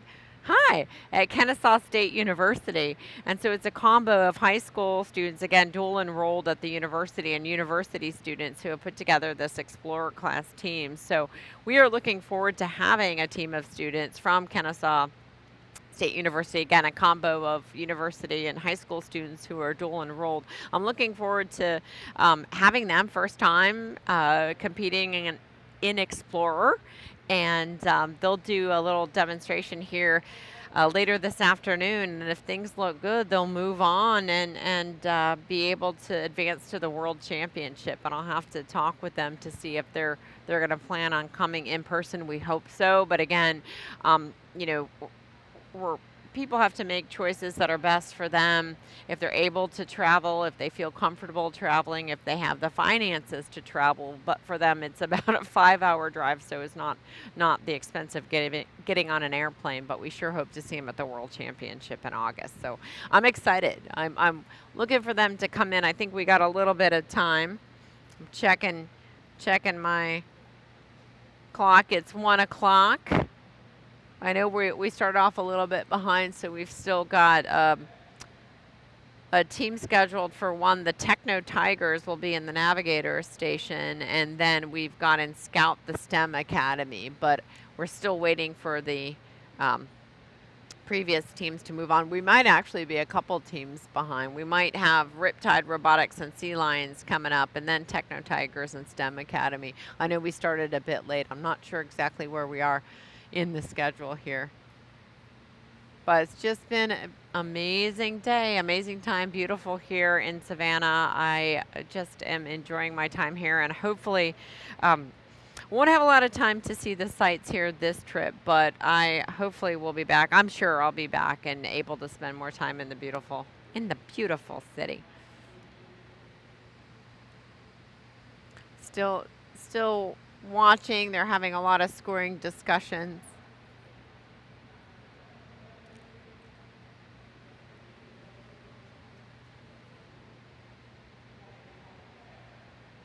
Divers are getting food, taking breaks, replenishing. Watching all the excitement. Yeah, so we have the whole, I know Kathy mentioned this earlier, but we have this whole pool facility to our own today. So we definitely want to thank the facility for, Kathy mentioned, we are paying a facility rental fee, but they definitely are allowing us to take over the whole facility and close it off to the public. So also should thank the local community. I know where we are and the pools that I've been to, you know, folks really have their time at the pool, have their scheduled lap swims, and so it's kind of devastating when you're not able to do that. So I appreciate the community who would normally be in here swimming and diving and taking classes. Just understanding and allowing us to take over the facility and have this space to run this competition.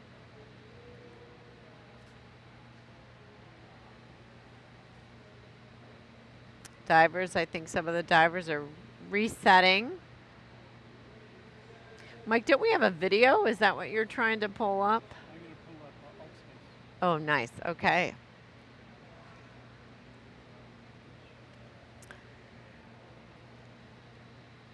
I am missing Rick Rupan, I'll tell you, and his ability to talk nonstop for 3 hours. I did text Rick earlier.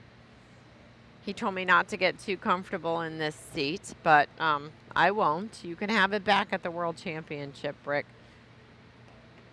Rick Rupan at University of... What's that? You're in alt space? I am in alt space.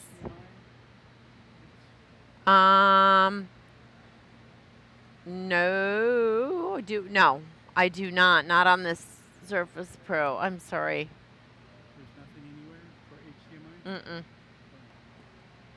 No. Do you have a this is all I can offer at this point, or a USB port? I was going to let you go in alt space here Mm-hmm. and put it on the live stream, and you can walk around alt space. I could. Can you? Oh, does she have alt space downloaded here on her? Oh my goodness.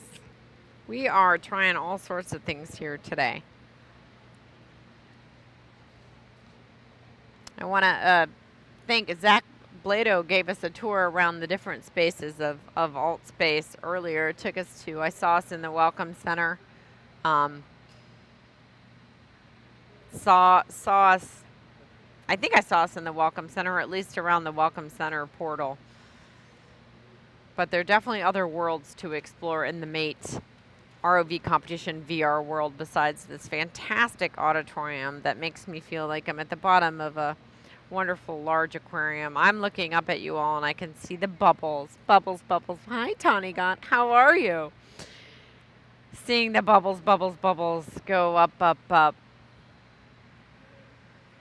Yeah, divers are resetting now. Okay, so what we're watching here is the, yes, conversation. The Navigators team is finalizing. They talked to the judges. Looks like everybody signed off, and they are exiting their mission station. So we'll see where, we're going to do the wipe down between teams. I'm good, right? Yeah, I could use, yeah, that would be great. I would like the, yeah, yes, oh my gosh, thank you, nourishment. Oh, yeah, I have a warm sandwich. Thank you, thank you, thank you. I have a warm sandwich. Okay, that sounds good, yeah, yep.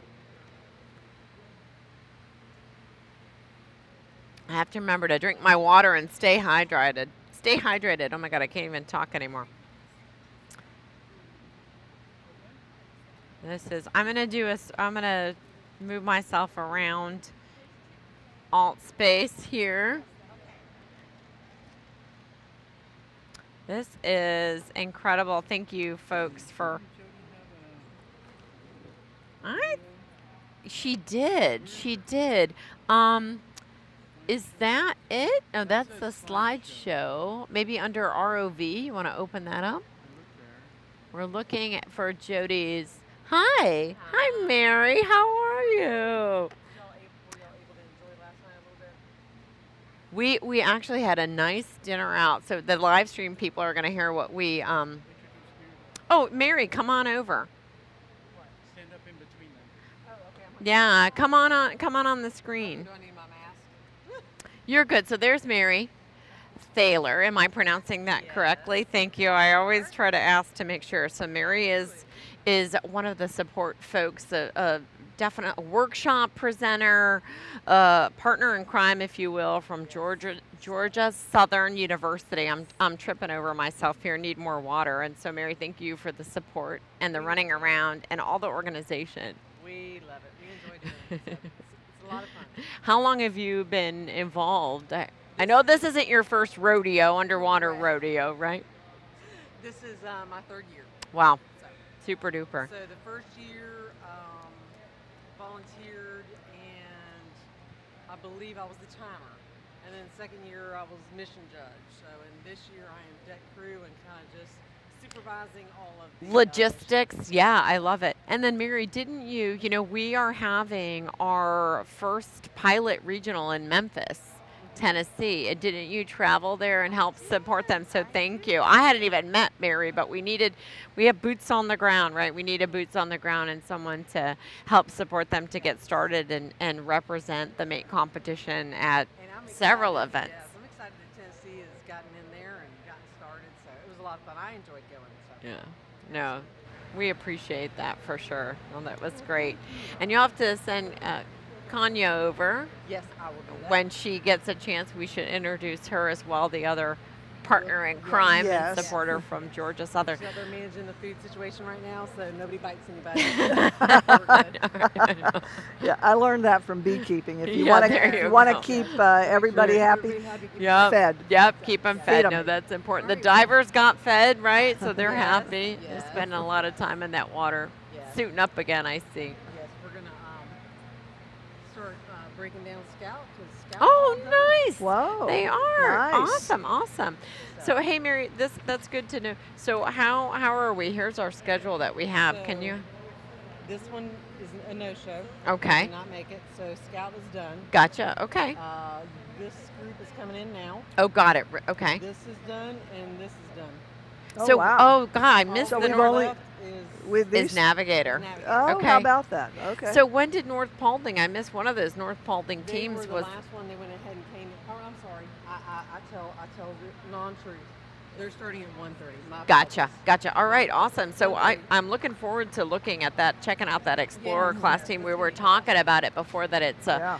a combination, as I understand it, combination of students from North Paulding High School who are dual enrolled at Kennesaw State University. Correct. Yes. So I'm excited. I'm excited to see them perform and pass their demonstration and move on to the World And to Championship. see So all the exciting technology that they're going to bring in. I am. I might have to. Yeah, I'll be able to watch it. Take notes. Right, For sure. learning from them. The impressive. students surpass So us this pretty is quickly. Riptide Riptide's Robotics. coming in now. All Okay. right. All right. Here they Awesome. are. So Thank we'll you, say guys. thank you, Mary. Thank Thank you. you for your support. Okay, so this is, again, Sammy McClure Middle School from Dallas, Georgia. All And, right. Yeah, I said it right this time.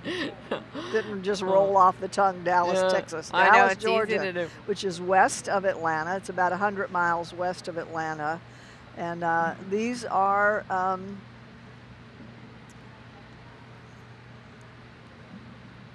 so they're in the Navigator class, which is a step up from the Scout. And so the props, our divers are setting up the props now underwater to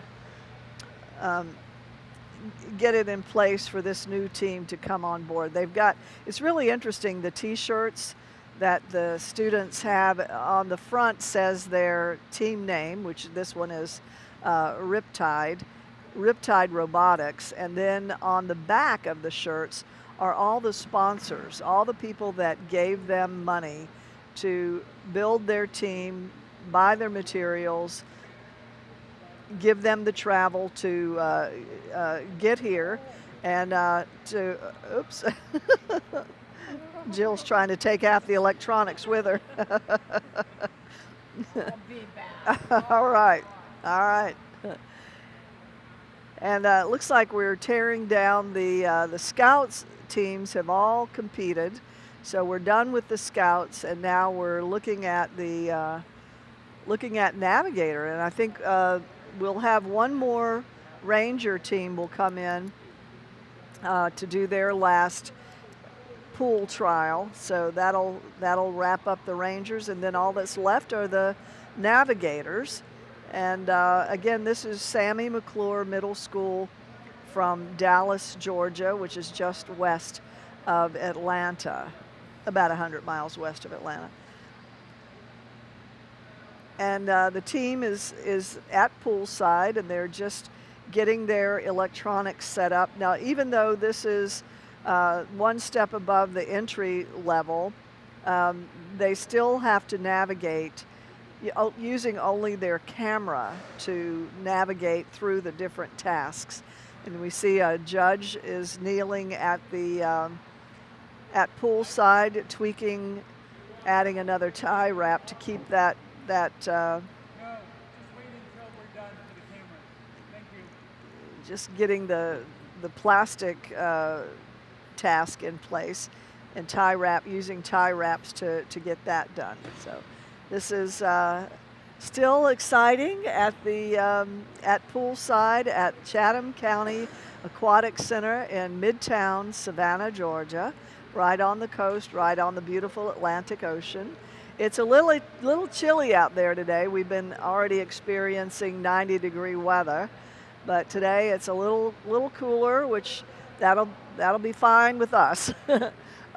We'll be getting into some really hot weather this summer, and probably dodging a few hurricanes, but that's all right. At least with hurricanes, you have plenty of notice to get out of the way, so that's not that bad. It's just the aftermath. You never know what you're going to find when you come home. So it's we're grateful to live on the coast. It's this Georgia coast to me is one of the most beautiful coasts anywhere in the world. And I haven't traveled everywhere, but I've traveled a few places, and I just it's just amazing to me how a city got it right, where there are trees in the middle of sidewalks, parks in the middle of streets, And when you look back over the city from our bridge that connects us to South Carolina across the Savannah River, you look back over the city and it's just phenomenal that you don't see any roofs above the tree canopy. Oh, you see church spires and a few city buildings, but by and large, the city is engulfed in the canopy of beautiful live oak trees, and it's just phenomenal. And they're live oaks, so they are semi-tropical. They are green year-round. They drop their leaves in the spring, but only after the new growth is already on. So it's just a beautiful place to live year-round. So back to the robotics. We are looking at Riptide Robotics, and they are, again, from Sammy McClure Middle School in Dallas, Georgia. And they are just preparing poolside. We see the poolside camera, and we're looking at one of our divers just walked behind me and didn't realize I was on live streaming. I guess it was kind of loud. Anyway, we've got volunteer judges that are giving up their day to judge the pool trials, and we also have divers that are in the pool giving up their day to just set up props. And we're really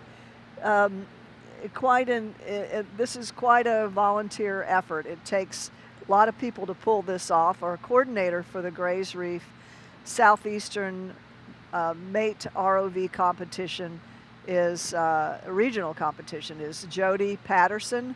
She is the chapter director of Grays Reef National Marine Sanctuary Foundation. But before that, she worked with the sanctuary, as did I, and we collaborated when we both worked at the sanctuary to pull these competitions off. And after I retired from the sanctuary, Jody took over and has been running it ever since. First as a sanctuary employee and now as the foundation director. So we're really grateful for this whole operation. This really takes a lot of people to pull this off. So, and you know, it takes a lot of people to pull off the teams. These teams are, you know, sometimes we've had teams that consist of 35 members, and all of their parents, all of their support come, and usually this is a COVID year still. Last year we didn't hold an in-person competition, but this year we are. And in past years, up until last year, up through 2004 to 2019, we had competition every year, and this Chatham Aquatic Center would be packed, and people spilling to the outside, and just incredible participation and support from all of the schools, all of the parents, even young family members would come for this. So it's really quite astounding, the number of people that are associated with this big event.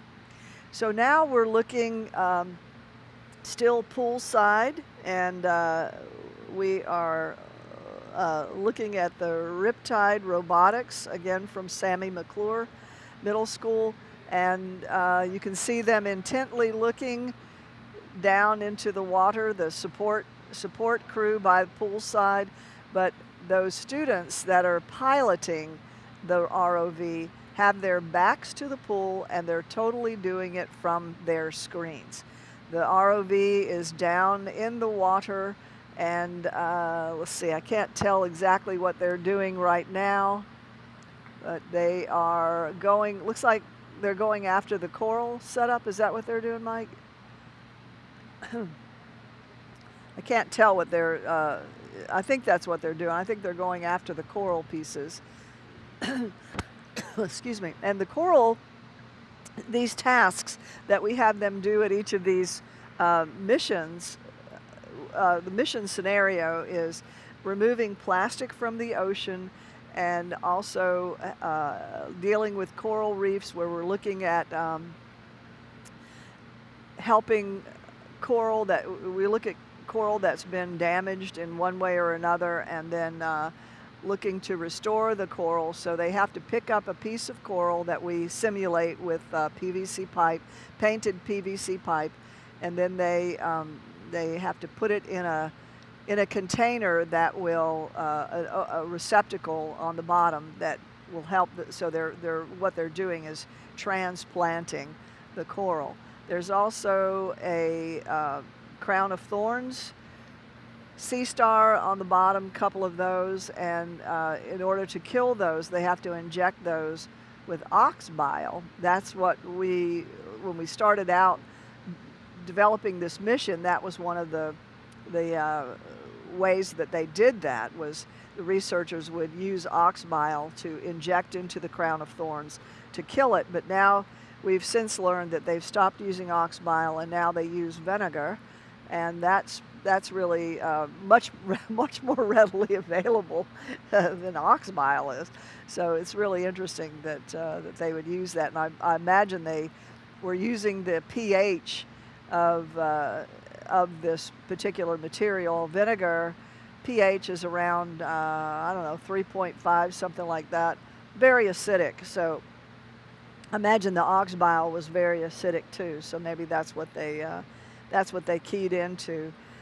Anyway, traditionally, I guess people thought you could just slice up the sea stars and throw them back in. The only problem is they have radial symmetry.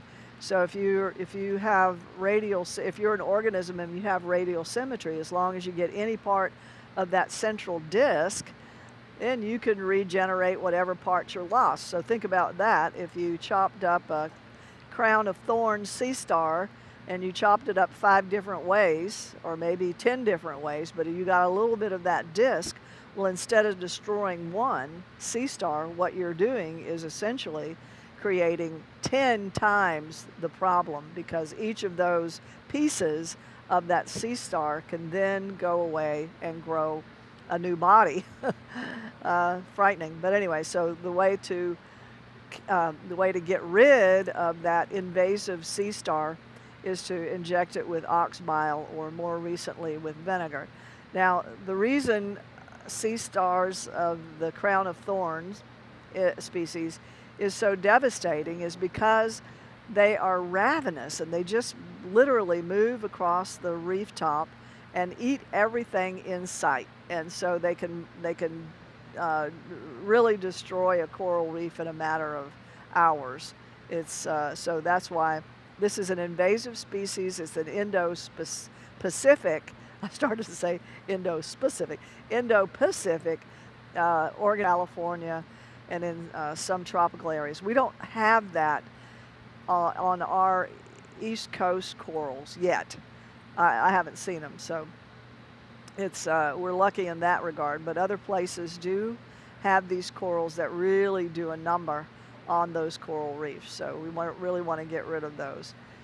And so part of coral restoration is transplanting the corals, putting healthy structures in places that have been destroyed in one way or another, and then those coral reefs those corals will reproduce by asexual budding, and they can literally replicate themselves in a matter of they start replicating themselves in a matter of days, but they can add to. They can really do a good job of restoring a coral reef in short time. And so now it looks like the ROV is going for this plastic catcher, and what they have to do is remove the electronic component, the electrical circuit. So they're trying to get that valve pulled away. It looks like they just did it. And let's see, did they get it? I think so. I think I see it on the bottom. They just have to pull it off of the bucket and drop it away from the bucket, and then they have to go back and pull the liner out of the bucket, and they take that liner back to the surface, and that gives them a lot of points. But they can't do that until they unplug the simulated electrical connector. So until they do that, they cannot get points for this particular task. So again, all of these tasks that these students are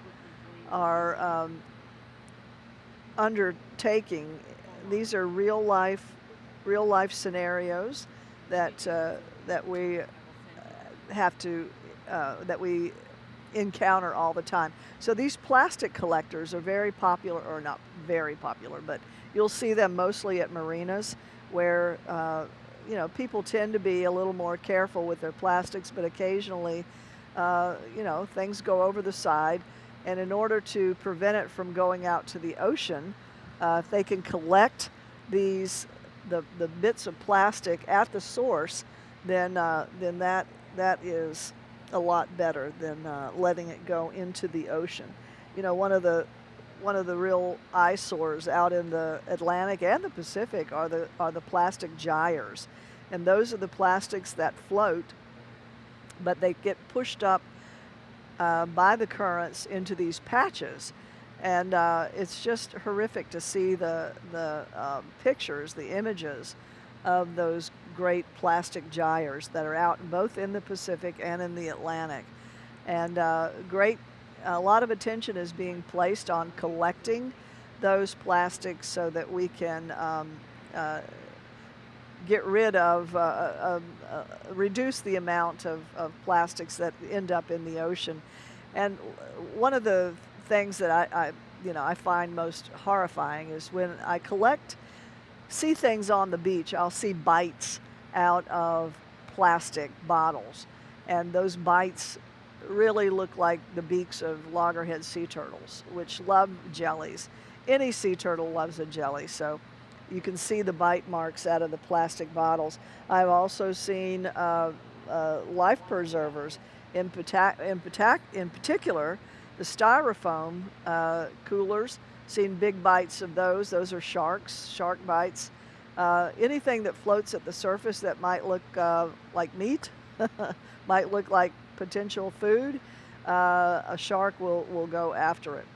So it really is a terrible way for an animal to go, is just to starve to death by eating plastic and not being able to pass it through. I've done a lot of necropsies on turtles and on whales and on dolphins, and invariably you see plastic parts stuck in various parts of the body, whether it's stuck in the throat or stuck in the intestines or even just in the stomach. It still takes up room, it's indigestible, and sometimes they just can't pass it. So it leads to blockages, which can be a very painful death. The other part to plastics is that you know, birds feed their chicks, and they'll feed little bits of plastics to their chick unknowingly. You know, they don't know that this is not a good doesn't have nutritional value, like Zippo nutritional value. And so the poor chick is starving to death, but the parent will feed it the plastics unknowingly. So that's a very heart-wrenching image to see. So really, it would be much better off if we didn't have these plastics in the first place. But, you know, it's one of those conundrums. Plastics were a really big advancement in healthcare, for instance. Plastics also made moving of products much more economical because glass weighs a lot. And right now we don't recycle glass here in coastal Georgia. We did at one time, but it became too expensive because it weighs so much. Even though it's much cleaner, much more healthy for you than plastics. But plastics were a big boon to sanitation, to hygiene, to you know, antibacterial, antimicrobial, and then the cost of transportation was greatly reduced because of the weight, the sheer difference in weight from a plastic bottle or a plastic container as compared to the same same container in glass. So it's really made a lot of difference in our culture, but the downside is that it is harmful to ingest. And so one thing that we don't talk about is the number of toxins that it can leach out of plastic. So the movement afoot is to make plastics that are definitely biodegradable. Wouldn't that be wonderful? And the biodegradable plastics, they're using a lot of research is going into using shrimp, the shells of shrimp, which is a type of chitin that does very well. Short-term use for plastics can be used with that plastic that's made out of shrimp shells in particular. There are other bioplastics, biofilms that are coming out, and there's starting to, you can, even in the grocery stores in the Southeast, which is usually the last place that you're going to find anything, unfortunately environmental, starting to see that those products become available in our grocery stores now. When you see it in our grocery stores, you know that it has to be available everywhere else. So I fortunately have been able now to buy plastic bags for our trash that are biodegradable, and they break down pretty quickly. So they last for as long as you need them, and then when you are ready to throw them in your trash can, well then they break down pretty quickly once they're in the landfill. So that's good news. So back to our underwater robot. Again, this is Riptide Robotics from Sammy McClure Middle School in Dallas, Georgia. And you can see that the propellers of this robot is encased inside the frame of their ROV, and that really helps protect the propellers. But I think the propellers also have to be encased in their own frame as well. We know that propellers, if they hit the side of the pool, they can chip paint off the pool, but they can also damage the propeller. And you don't want that. You don't want to have to be changing out propellers when you're trying to perform a task. So now it looks like they have pulled their ROV out, and they must be out of time. It looks like they're consulting at the pool side. Looks like they're consulting with their teammates, and this is kind of a role reversal. We have the pilot and the co-pilot are female, are girls, and the two poolside attendants are boys. So usually those roles are reversed. So it's good to see young ladies taking control of the transmitter there. So and Kathy, I'll tell you, when I took my break, thank you, we all need a break every now and then, peel ourselves out of these chairs. Those young women, when I walked by, took some great photos, which I'll post to the Mate competition Facebook page. They were intensely, I bet. They were in there, they were so focused looking at their monitor and so concentrating. I think that this is group, where is this group from? They're again? From Dallas, Georgia. This is the Sammy McClure. They're staying in our hotel. Oh. I believe this is the group staying in our hotel, and I saw them downstairs. I'm looking at their yellow shirts. I saw them today. So, yeah, they look familiar to me, those yellow shirts, but I'll tell you, those young women were just intently focused on that screen, and they seemed really, just all immersed, if you will, in what they were doing and accomplishing those tasks. So that's pretty cool. And yes, two young females. We're glad to see that. We are glad to see that. And so I think that the divers look like they're resetting that station. As Kathy said, they pulled, looks like they were out of time, pulled their vehicle out, and now they're conversing with the judges who are going over their scores, just to make sure people are comfortable, feel that the scores are accurate, and work through any concerns they might have, sign off on them, and then they'll exit the mission station unless they've got another. Was that their first or second? That's their first. Okay, so they'll stay there then and have their second Yeah. mission run right after. And so one of the procedures before they ever splash into the pool is they have to go through a safety check. And this is really important because when you've got electronics and batteries and water, it's a potential for disaster. And at one of our competitions, we had the team did not put their fuse in the right place, and even though it, let's see, I can't remember exactly how it went, but oh no, they had the fuses in the right place, but somebody had switched the polarity of when they hooked up to the battery. Oh yeah. It was spectacular. It was a big kaboom, and a big column of smoke went up, and I want to tell you, I've never been so quick to grab the fire extinguisher. I was gonna say, right. Which is, definitely really nearby. I see it. I saw you look over there where the fire extinguisher That's exactly is the one I located, grabbed and too. then she grabbed that.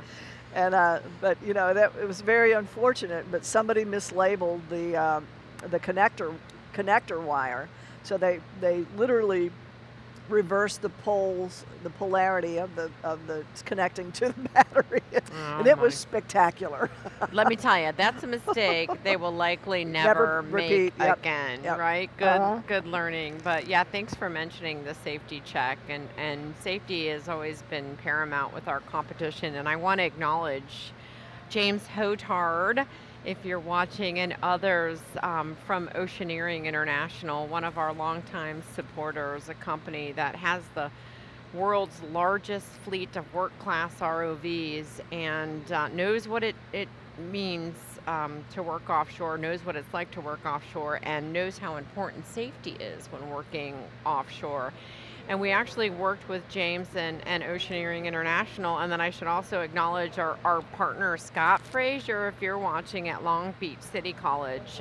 He's with the Electrical Technology Department at Long Beach City College. So with Scott's, and before he was a faculty member there, he worked with industrial electronics in the corporate world. So between James Hotard and Oceaneering and Scott Frazier at Long Beach City College, really helped us develop our safety guidelines and our safety criteria and protocol. And so when we say it's industry standard, we mean it, because that's where it came from industry, from working offshore, from Scott with his land-based industrial electronics experience. And so it's funny, and I think Matt, if he's listening, he would laugh at this and agree with me. Sometimes teams will get a little frustrated at us for having to put through these paces and these really detailed safety criteria and inspections, and we just say, hey, it's not us. It's really the industry demanding these kinds of things. So, and again, these missions, this competition is to mirror real life situations. So that's right. You would not hook up a battery to a machine and then throw it in the water. No, and if you did, you'd learn pretty quickly. You'd probably be fired, if not, hopefully not injured, and you'd learn pretty quickly. But yeah, and thanks again. I mean, that's one, we built this competition around real world scenarios. And not to take anything away from other competitions out there, but our scenarios, and even though our tasks are simulated in the bottoms of swimming pools and not working on a real coral reef out in the southern or western Pacific, we try to do our best to simulate the real world as much as possible, from the tasks that they're performing to how we lay things out. And again, I'll give a nod to Matt Gardner as our master prop builder. He is a self-proclaimed PVC artist and can do many creative things with PVC pipe and duct tape and pipe cleaners and zip ties, because you can't do anything without duct tape and zip ties. But just to really simulate, and not only the tasks themselves, but also this high pressure environment of like, yeah, you're on the clock and you've only got so much time at the station to get through this and to think through how to efficiently and effectively go through these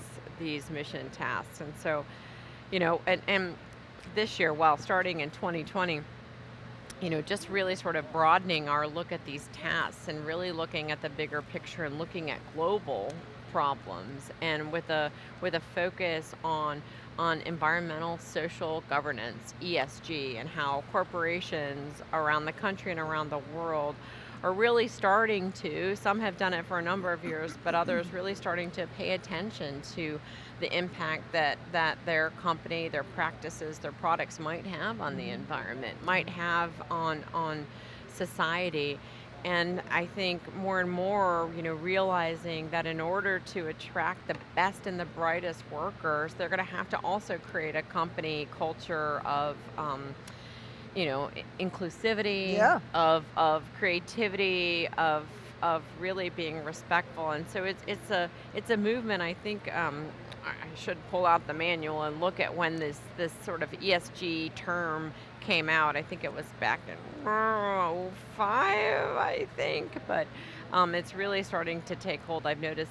I think it's gaining momentum and really taking hold with some of the bigger corporations, and knowing that they've got to focus on the bigger picture if they want to stay in business. Yeah, social responsibility, social corporate responsibility is really, really huge. Yep. And, sorry. So we're Mike is reminding us to pay attention to the team. So they're starting mission attempt 2, I believe. Correct. And you look at these the two young women pilots are standing there with their teammate. They're having a good conversation with the mission station judge. I'm not sure. I wish I was a fly on the wall over there.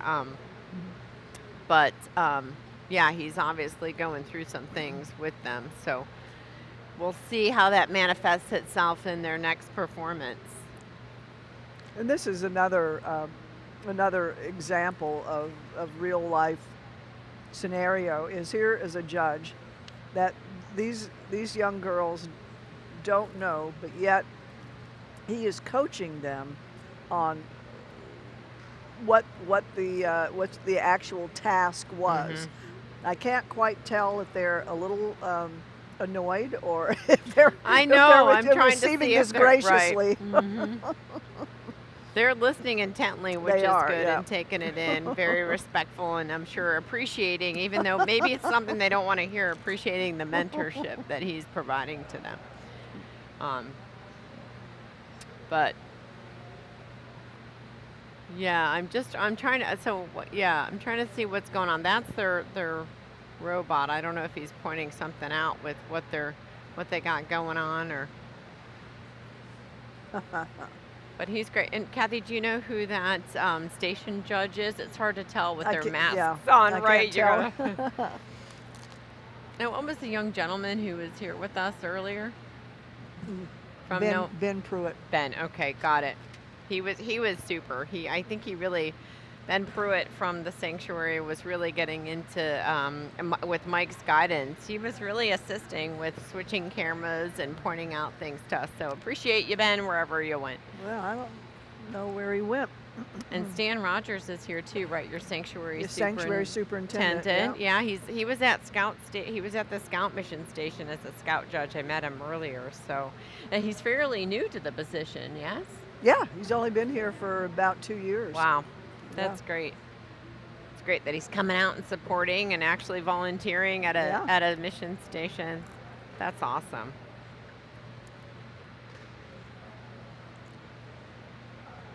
Yeah, you wish you could hear what's going on over there, but next step, right?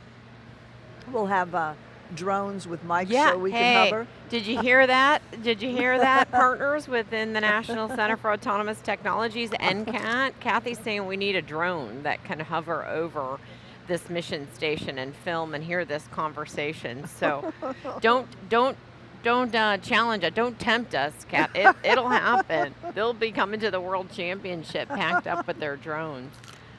My husband is he flies drones and fixed wings Oh, and all. did you heard that, guys? Yeah, he can assist, right? He came up with the idea of flying one drone over his head just to get the mosquitoes away while he flies the other drone where he wants. Oh my God. That's summer flying in the south.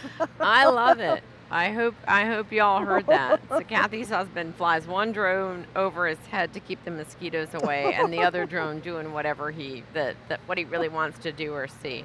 I love it. I love it. Okay. World Championship. Who's coming from the NCAT team? Somebody's got to be there in Eastern Tennessee and bring a drone, because the NCAT is based at Northland Community and Technical College in Thief River Falls, Minnesota. They've got a couple other campuses, but that's their main one, and their focus is on UAS, aerial drones. So I hope they're listening, and we're packing it up and planning to come down in August. That will be fun. All He right. really enjoys taking the drone up at right before sunset and taking it way up so you can watch pretty. the sunset in pretty quickly, you know. That's really amazing. pretty. Oh, I love it. Tell him to take send some footage along. I'd love to see that. So I'm trying to see, yeah. Hey there, how are you? Good to see you. Good to see you. Nicola, how are you? I'm good. We've got Nicola Lees here from. Yeah, oh, she yes. left. Oh, She Nicola. left. From Oh, North come Paul. We were singing your praises earlier. Paulding. North Paulding High School. Just amazing. She's been the star of that Right. program. Definitely. Long time and led some championship teams here. She ran away. She ran away. Yeah, and actually we're not on Mike hasn't done his picture-in-picture, so but I guess he's sparing everybody our afternoon look. I know, right? I was like, oh my gosh, I did manage some food. I'm telling you, I'm looking at popping my running shoes off here. Safety first, right? Yeah, and we want closed-toed shoes on the deck, so I'm obliging that. But I'm telling you, it's getting real tempting to take them off. Well, this is really wonderful. You know, with hardly anybody, I mean, other than the teams and the judges, this is really calm. I mean, usually it's chaotic in here. Yeah, it's so loud with everybody in here, but this is pretty calm. Nice. No, it's good. We were in here yesterday setting up, and I know the swim team, the group came in the afternoon, and I think there were like 70 kids ages 8 to 18, so it got a little busy and a little volume increase. And the other thing that's not bothering me is usually by about this time in the day with the chlorine, I'm usually into an episodic asthma attack. Oh, God. You know what? I was commenting to Mike and Tawny about that, and possibly even Jody. I don't smell. Normally, if you're in a facility like this, the chlorine smell overwhelming. Eventually, it gets a little overwhelming. But I'm not taken by her. Now, I wear contacts, and my eyes are getting a little dry. It seems like that might be the impact that it's having on me. But otherwise, I don't smell it. I'm talking about not a big chlorine smell in here. Not a big. Chlorine, like issue. I don't smell chlorine. We have not had any bubble issues on the underwater cameras, which means the chlorine content Is low. where we went. And Got it. What kind of issue would you have had if a high chlorine? So Red yeah, Mike. bubbles would form on the plastic cylinders Oh. that the cameras run because of the chlorine. Okay. Wow, interesting. So We had to fan off the cameras between every team. So we're not seeing Wow, that. we're So not seeing that. So we're lower chlorine content. That's great. Mike was just saying, I don't know if you caught that we're not seeing the buildup of bubbles on the outside of our underwater cameras, and that's telling him that the chlorine content in this pool is fairly low, because that has happened in other locations. So yeah, lower, right, than what we had in other locations. So that's good. That's why it's not so. Okay. Kathy and I are exciting. What? It's going to run a commercial. You can comment on Oh, good. Okay. Oh, join that Mate VR, join the conversation. Look at this on the fly. I love it. It's a commercial promoting the Mate ROV competition VR world. We have reimagined what the Well Mate done, Jill. competition season is You're ready all about. You're ready for prime time. I'm ready for, I'm going to come down, and next time you have a TV show going on, Kathy, you have me as a special guest. I'm coming. That's a deal. Thank you. I could have set this up for you earlier, Oh. but it's just you can create any slide that you want if you want to set it as like See, and that's from Jody's. Yeah, okay.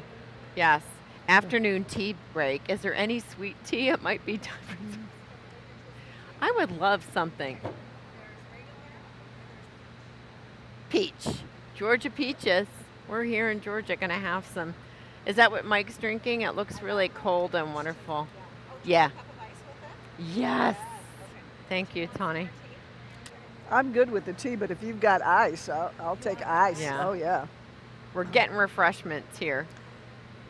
It's the Hey, South. wait. You gotta have. Yeah, we you gotta gotta have sweet it. iced We tea. gotta have sweet iced tea, right?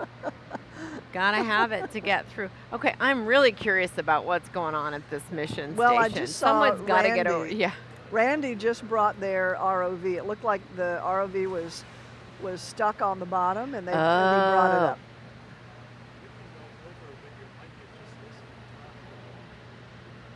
I guess I could. Sure.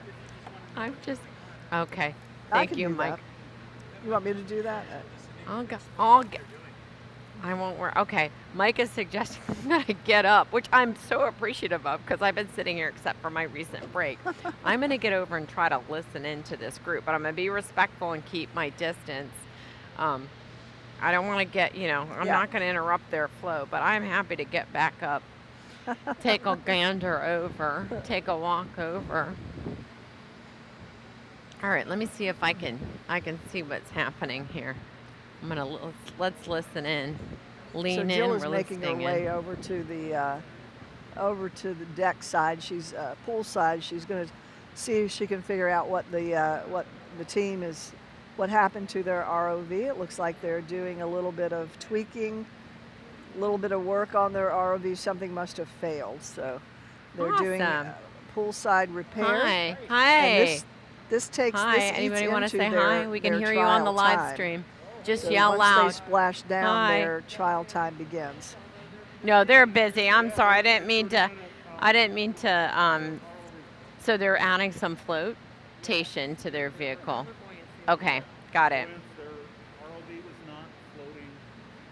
So that's what you were really giving them some good pieces of advice and guidance. We could tell, Dave, that you were giving them some great mentorship, and they were taking it in. They were taking it in. That they learn and do well, or that they get some skill. Absolutely. You know what? And that is absolutely the bigger picture that we were preaching on the live stream, that, for us, for the MATE competition, it's about the student learning. It's about the journey, not the destination. And if you can get in here, learn something, gain something, even though you haven't, if you don't score the highest points, if you can walk away going, you know what, I learned something, I gained something, I build upon it, and I'm going to go back and make things better. You have absolutely embraced our mission and our philosophy and have succeeded, absolutely. I'm glad to see, I was really encouraged to see the 2 female pilots over here.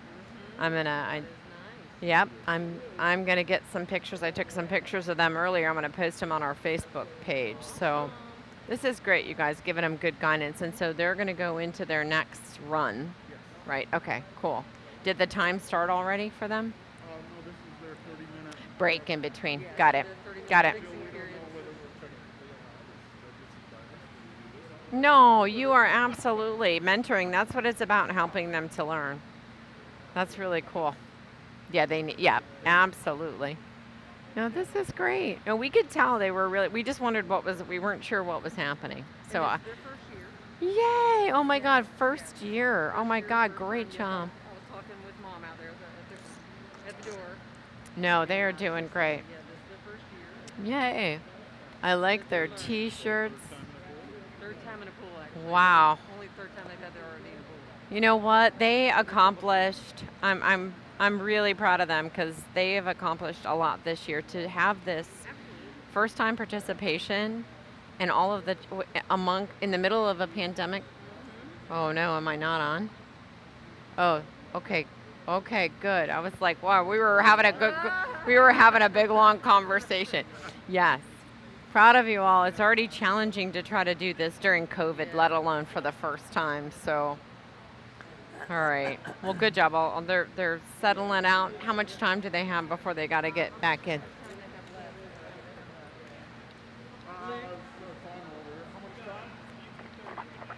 Okay, so they got plenty of time. Good. Well, thanks for helping them. That was, yeah. Good job.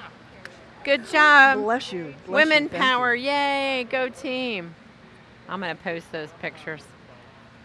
All right. Well, thank you guys. All right. I'm going to sit back down now and have my afternoon tea. Good job, Mom. They're doing well. You know what? Their first time, though, it's hard enough during the time of COVID to try to build an ROV to compete, let alone to do it for the first time. So kudos to the students.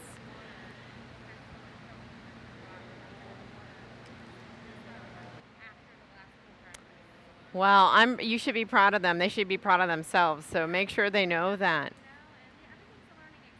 Absolutely. We were just talking about that. It's about the journey, not the destination, and learning and being, not disappointed, but inspired and encouraged to go back and do better or learn, incorporate what you've learned, put it into practice for next time. So. No, that's awesome. They're doing great. And I love that you have two female pilots. Oh, we did.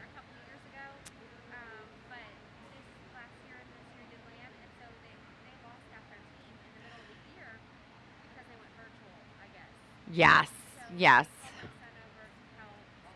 Oh.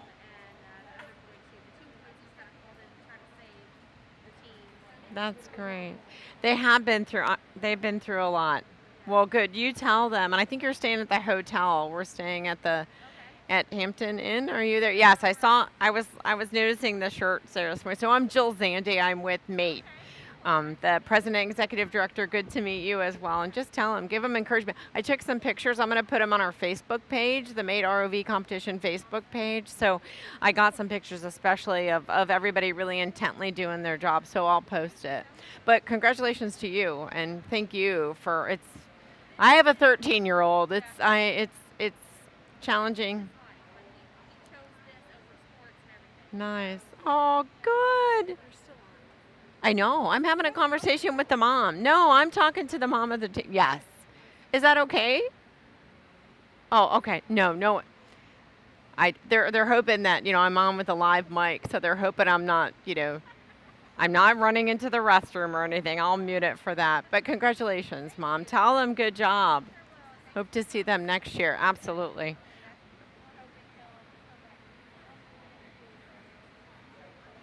No, underwater is better, more challenging. # water game.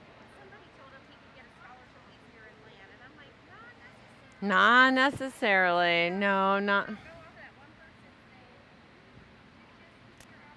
Yeah, keep your options open, try everything, and go with which one he likes best and feels most challenged by or feels like he's learning the most. She is. She doesn't. Nicola, yeah. She is amazing. She's been a long-time participant. I've seen her at a number of world championships, and I think I'll see her at the next one, too. Well, good. Good to meet you. Take care. Tell them good luck. Thank you. Hold on, let me. All right, so that mom was amazing. Thank you. Thank you. That mom was talking to the mom. You couldn't see her or potentially hear her, but she was really amazing and saying this navigator team, it's their first time competing. So I'm like, oh my gosh, to think in the time of COVID to be putting together a robot, like it's challenging enough for teams that have participated and been with us. over the years, but to do it for the first time Right. with all these challenges, and then they lost half their team to another robotics competition, which we know isn't as exciting as this one. I know I'm biased, but I'm going to say it. Hashtag water game over here underwater. And so her son, they pulled her son in to help them get the team together and make this happen. So I said, I hope that they feel, even though, you know, they may feel like they're having trouble and get a little disheartened by it, they should feel really proud of what they've accomplished in a short amount of time with all the Absolutely. obstacles Yep. of losing team members and the pandemic. Did we talk about that already? And so I really hope they're encouraged. And I'm really grateful for the station judges who are trying to mentor them through things and help them. And they were having some buoyancy issues, so that you could probably see that we're adding foam, but they should be really proud of themselves. I hope they are, and they're staying at our hotel, so we can reinforce the good job. They're Yeah. staying at our hotel. Yeah. And you know, sometimes teams get here and to compete in the competition, and for whatever reason, in the transport of of their machine, the difficulties pop up, and they never even get to splash, and that is hugely disappointing. But you know, part of the deal is coordinating your team, coordinating your schedule, just so that you can get to the competition. And it looks like we do have splash down again. Nice, good. Well, they had that 30-minute break between their mission runs, and that's what the time that they were using to get some great mentorship from their mission station judges. Shout out to them for taking the time and helping them out, and to our friend Randy in the pool also assisting them and getting ready and getting back in. So, And the girls are back at the helm, looking at the screen and yep. maneuvering their ROV with the guys tending at poolside. Yep, I took some pictures of them when I was on my break, and You gonna post them? I'm gonna post them. I'm really, so I think my husband's tuned in and watching. I hope my daughter's finally up, although it is Saturday, and in California it's only 11:06. So shout out to my husband, Roy Woods, for tuning in. Addison Zandy Woods is still sleeping, I imagine, but I appreciate him tuning in and all his support and holding down the fort while traveling. First trip during the time of COVID after being vaccinated, and it was an interesting journey. Yeah, yeah. Masked up, lots of hand sanitizer. Made it for the most part. Everyone was respectful and mindful and being safe, and so. Yeah, interesting. It felt weird to get on the plane after a year and a few months. But did you adjust the air conditioning so it just yes, blew right I on did, your head? and I mean, I was wiping everything down. I know you could tell when you got on the plane that they had wiped things down. Because like here, when we were talking about between teams coming up to their mission stations, that there's the wipe down, and then we could smell it. Same thing. I got on the plane, and you could really smell it, but I still wiped everything down. You never can be too careful. No, that's what I was thinking. So, Mike, were you having a hard time hearing me before? I know I took off my mic from my break, but I tried to adjust it. No, it was because everything looked good here, but it wasn't here in Oh. YouTube. Oh, I got it. Settings, I think. Okay, got it. Got it. Okay, so it looks like this is the Riptide Robotics from Sammy McClure School in Dallas, Georgia, which is just about 100 miles west of Atlanta, and in the great state of Georgia. And it looks like they are working on doing the tester, removing the tester out of the simulator as a bucket on its side, but that's supposed to be a pipe. Yep, in the Ranger and Explorer class, it'd be that pipe, but in Scout and Navigator, this is a way how we scale the task to kind of fit the competition class level. So for Scout and Navigator, it's the bigger bucket. and they've just got to grab. You can see the white PVC tube with the end caps in there that they're attempting to get. I don't know that they've actually got it, but they're sure trying. Is that a grabber? Do they have an articulating fingers on the end? They do. They have a grabber. I think it's similar to the one that we saw earlier, right? It's that. So you can see the young gals.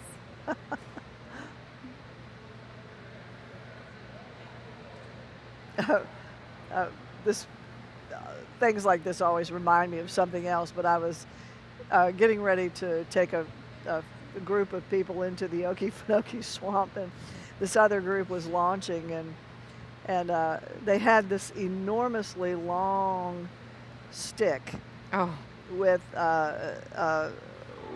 salad prongs on the tip. Oh my God. And they could articulate the salad prongs, and I said, what in the world are you going to use that for? And they said, we're going to get the snakes out of the bushes. And I was like, no, oh, you're not. God. All right.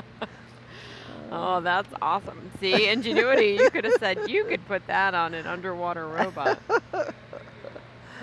All right, so I think they're attempting to get, they're really trying to pull out that sediment sample, but oh, she's turning around. Oh, don't get discouraged, gal. You got this. You got it. She's not happy about something. No.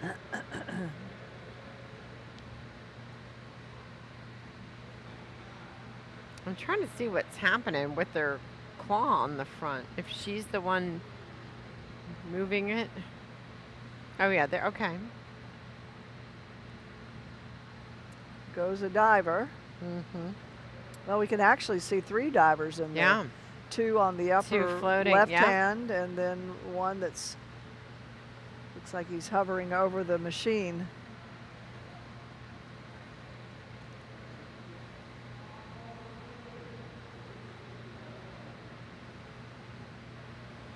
Well, let's see. Did they get? No.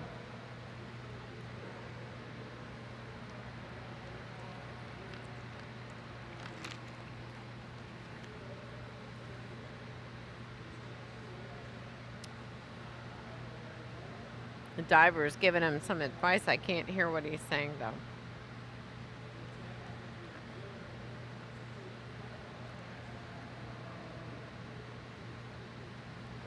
Well, the pool has certainly cleared out. We've only got a handful of people in here now. I guess most of the teams are outside, maybe even on their way home. They will know, we will post the scores tomorrow. The awards ceremony is tomorrow at 1 p.m. and it will be done virtually. I don't know that they've got a screenshot of what the awards look like, but they're quite pretty. They're lovely we acrylic. Should get, oh my gosh, if we had a photo, we could get them in there. That would be cool. They're a blue acrylic, actually aquamarine acrylic with in the wave, like the top is a wave, and then beautiful. The winner's name, of course, the team name is etched on the award after the fact, and then those are sent to the winning team. So it's each class, there's a winner in each class, and then in most of them there's a runner-up and a third place to win. Yep. So. And then we'll have the Ranger class teams. We'll see how they perform and hopefully see them at the World Championship in person in August. So it seems like their ROVs at the surface having some issues. Not sure yet, so we would have a scout team in here now, correct, or soon enough, but I think that they weren't able to make it. So we'll have a couple more, it looks like, navigator looks like teams. We've got a ranger team stepping up. Who was our last ranger now team? that's going to be the Explorer. Oh, that's so the North Paulding. So this is a combination. We talked about that earlier, the team from Kennesaw State University.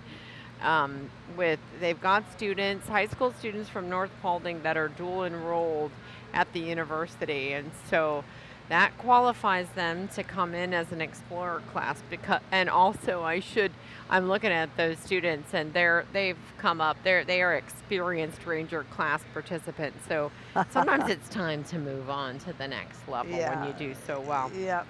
So let's see. Oh, she's all right. Boy, she splashed in She quickly. splashed in. Let's see. Yeah, they probably are running out of time over here in this navigator station. But we still have 2 more teams to go through the navigator. And the North Paulding, yeah, they came in a bit early, yeah, to do their demos. So I'll be excited to see what they do.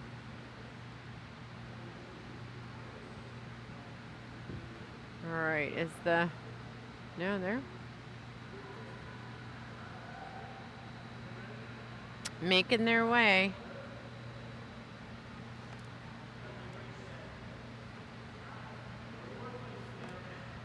I think in alt space, I am going to come down off the stage. I've been standing there. I've been standing in alt space on the auditorium stage all day.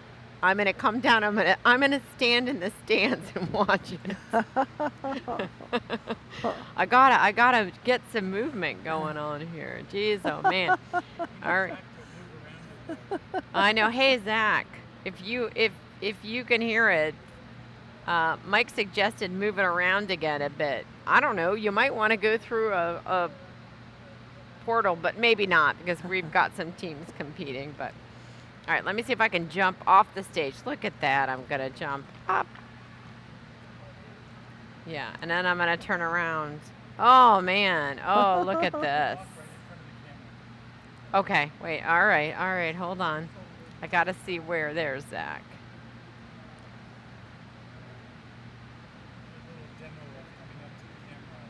I know. Okay. Hi. Oh. So let me tell her.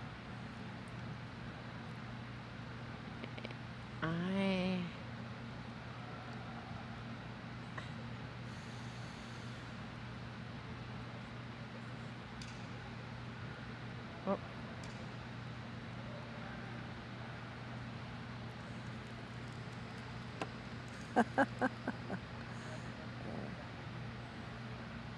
So Jill is setting up to talk in alt space. All right, I had someone come up to me in alt space.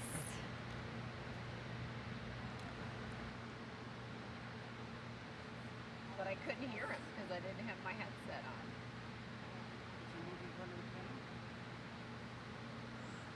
on. Are you on this?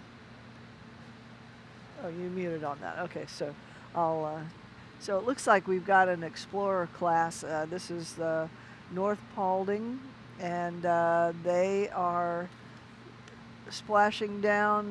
This is the explorer class, so they're going to demonstrate that they can operate their machine and that they can operate it well enough to qualify them to go to the World Championship in Eastman, Tennessee this summer, August 5 through 7. And oh yeah, back in the pool side, we are looking at the Riptide Robotics, and they are from Sammy McClure School in Dallas, Georgia.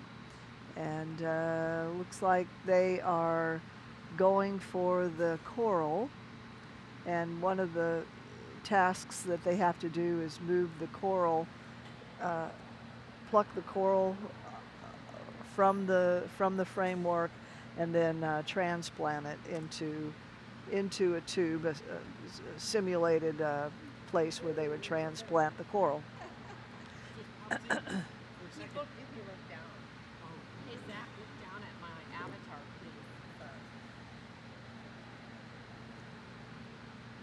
So it looks like we're the top side, we've got the camera focused in on the ladies that are working the Explorer class for North Paulding High School. And these students are are also at Kennesaw State University, and what they do is they're in it's a hybrid program, so they get credit for, while they're in high school, they get credit for going to college and or the university level. So that's really excellent.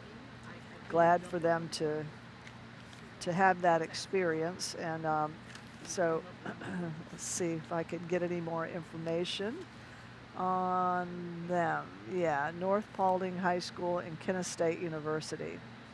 And they're again coached by Nicola Lees, and she is from South Africa originally, but has been a citizen of the United States for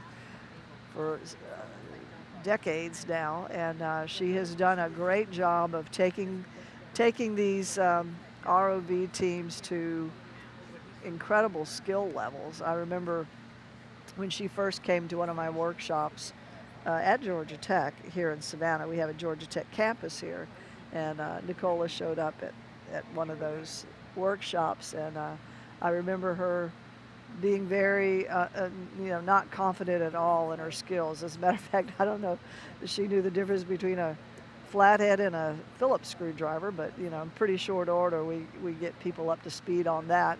And even by the end of an 8-hour period, have them soldering from a two-dimensional diagram into a three-dimensional control box, which I think is pretty astonishing.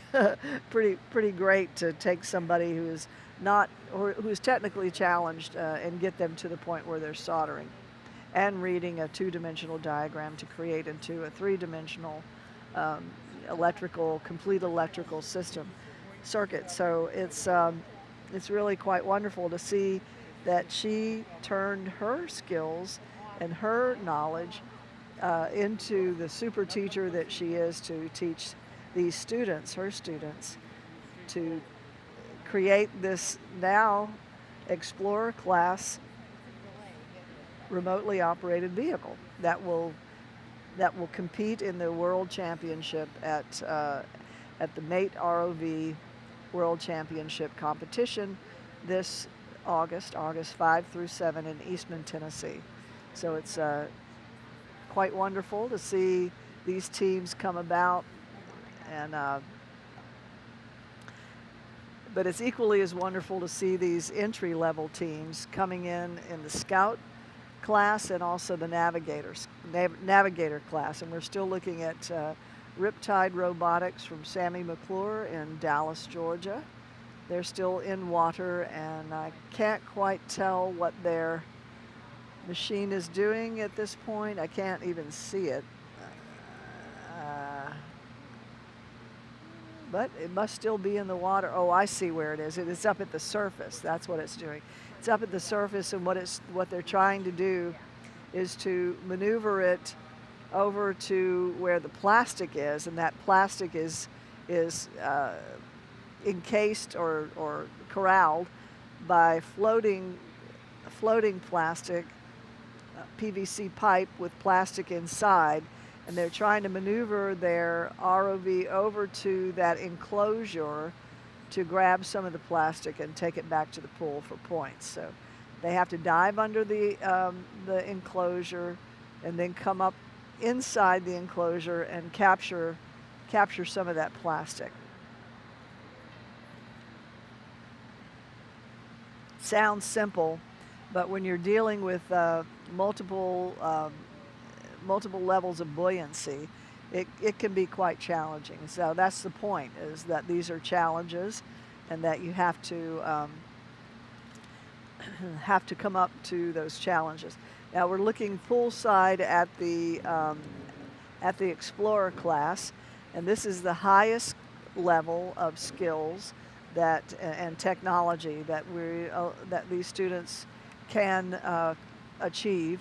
And these students are from North Paulding High School, but they're also, as part of their enrichment, they are also enrolled in classes at Kennesaw State University, which is wonderful. I mean, you're getting a head start on your college career just by going to high school and partnering in these advanced placement programs in the high school. So it's a really really quite a good a good program to get into. It's I don't think they have to pay anything. I think that's just part of what's offered in their high school, which is really, again, quite economical, but also gives them a head start in their college classwork too. So they are North Paulding High School from North Paulding County in North Georgia, and they're at Kennesaw State University. And Kennesaw, let's see if I can find out real quickly where Kennesaw is.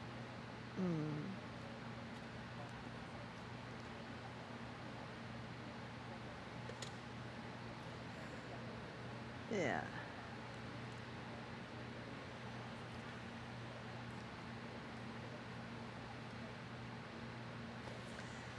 Okay, it looks like it's in Marietta, Georgia. And Marietta is northwest of Atlanta, so it's in the northwestern corner of the state. And it's not too far from the Tennessee border, as I recall.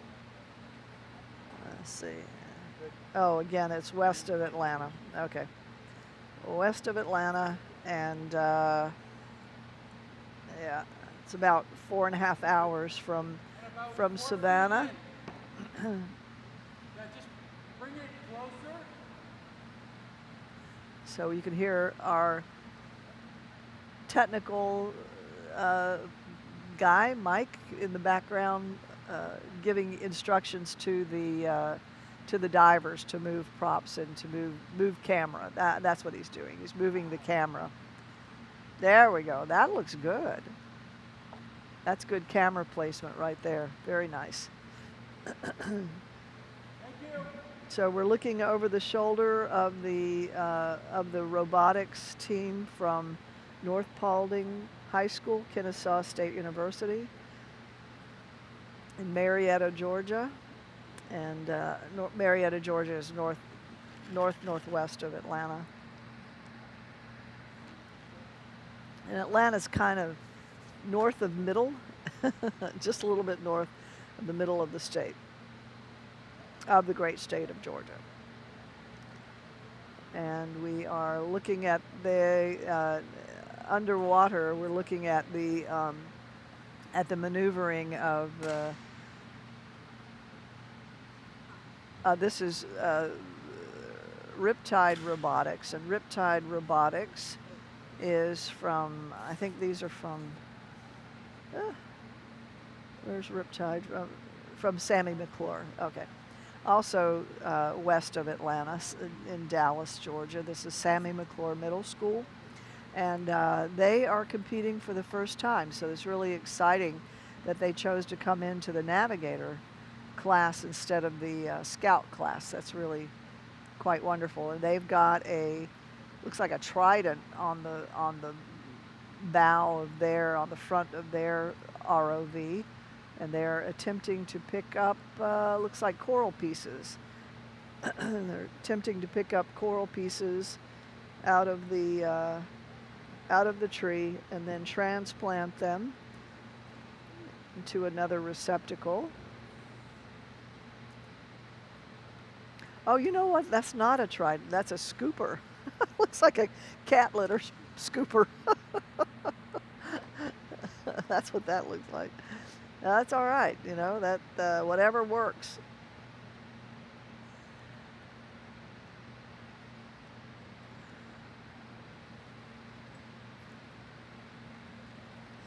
So this competition serves a lot of purposes or performs a lot of functions, and one of the biggest is the teamwork that has to go into creating these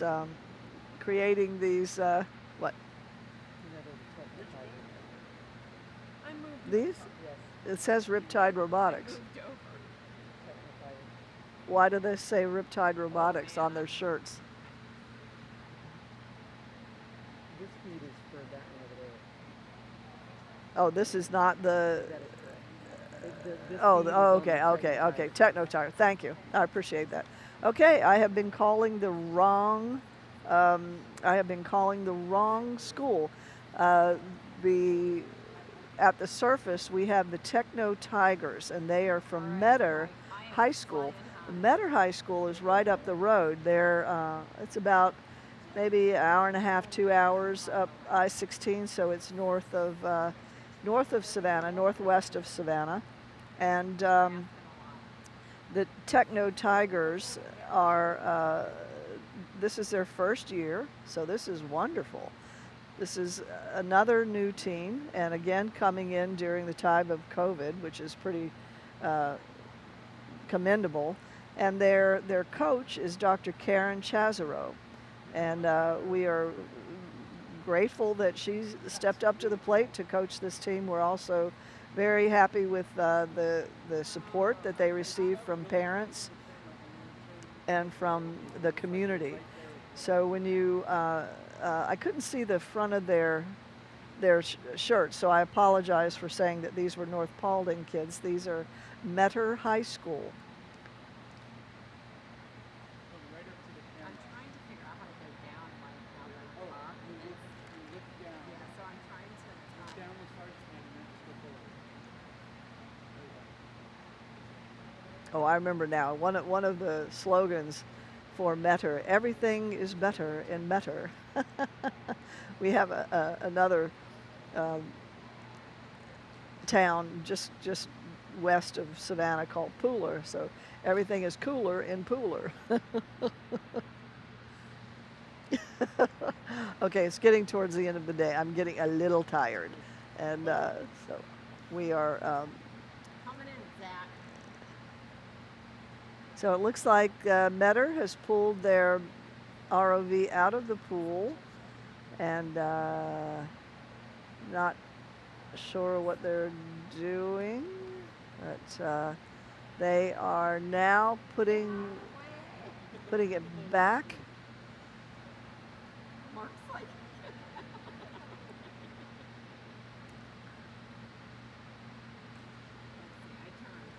Okay, they've got their machine back in the water, so we're going to continue on with what they're doing. Hey, Mark's doing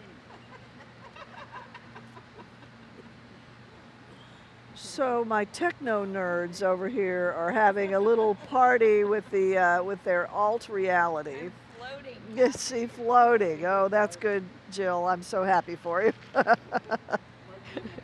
I'm floating in alt space. Oh, I gotta turn around. That's very cool. Mark come up and talk to you. Sorry, I muted myself. Mark come up and talk to you. I'm gonna text him because I can't. Hold on.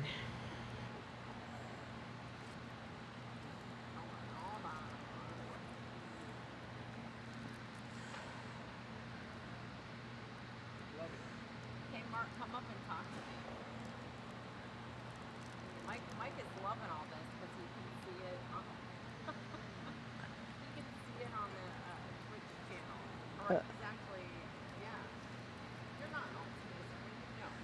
No. Okay, so now the techno tigers from Metter High School are now working the mussel bed, and what they have to do is to drop that square on the mussel bed and then count the number of mussels that are within that transect, transect square, and then they have to calculate how much water that many mussels will filter in an hour's time. Now, on average, an average-sized mussel will probably filter about almost a liter of water per hour.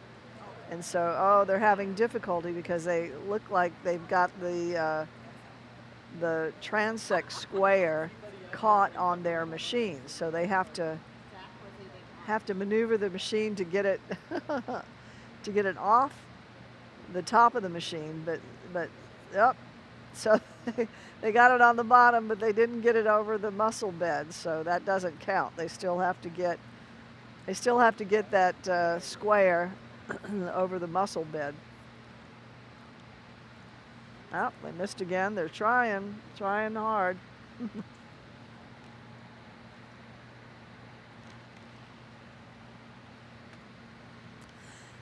You know, this isn't as easy as you might think. It's extremely difficult to Sorry, everybody. translate your, make your machine move the way you want it to move when you're just moving a little lever. And usually these are double pole, double throw levers, which means that they push it one way, the propeller will spin clockwise. They push it the other way, it'll spin counterclockwise. That enables them to steer.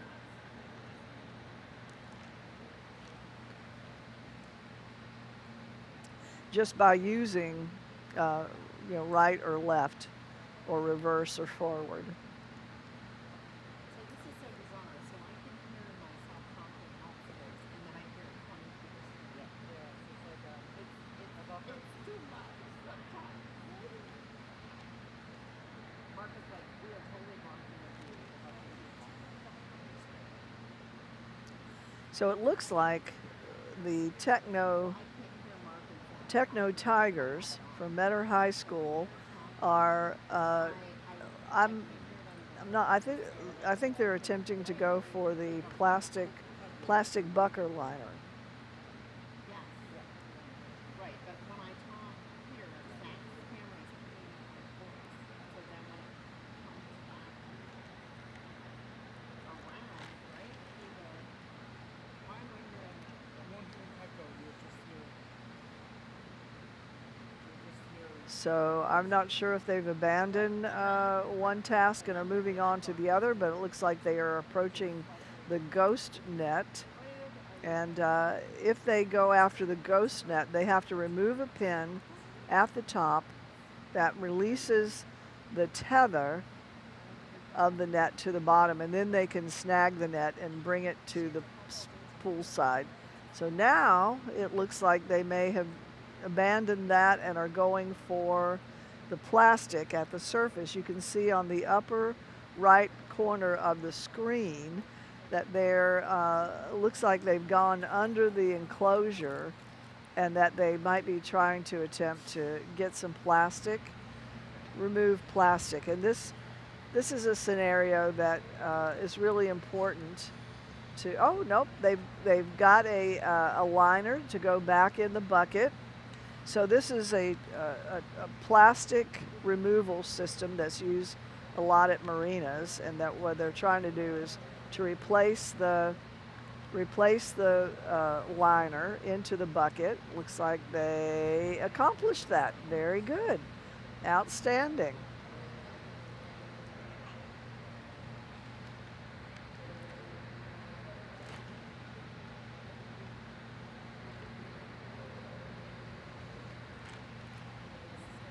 And I'm hearing Kathy twice, of course, too, right? I'm hearing her.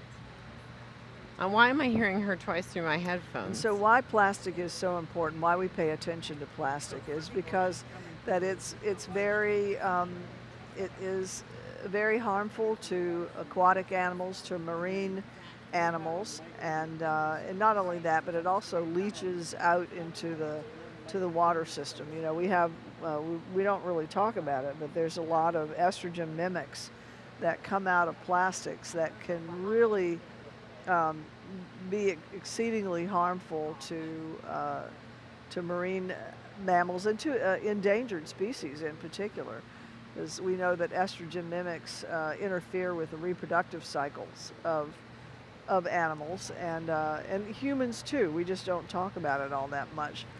But now we see the Techno Tiger teammate holding her robot out of the water at poolside, and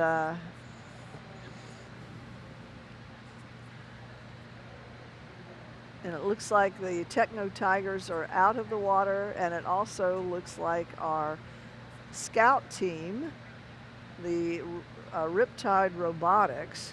The Riptide Robotics are from, let's see, they're from Dallas, Georgia. So they are the Sammy McClure Middle School. from Dallas, Georgia. It looks like they are wrapping up, and so we should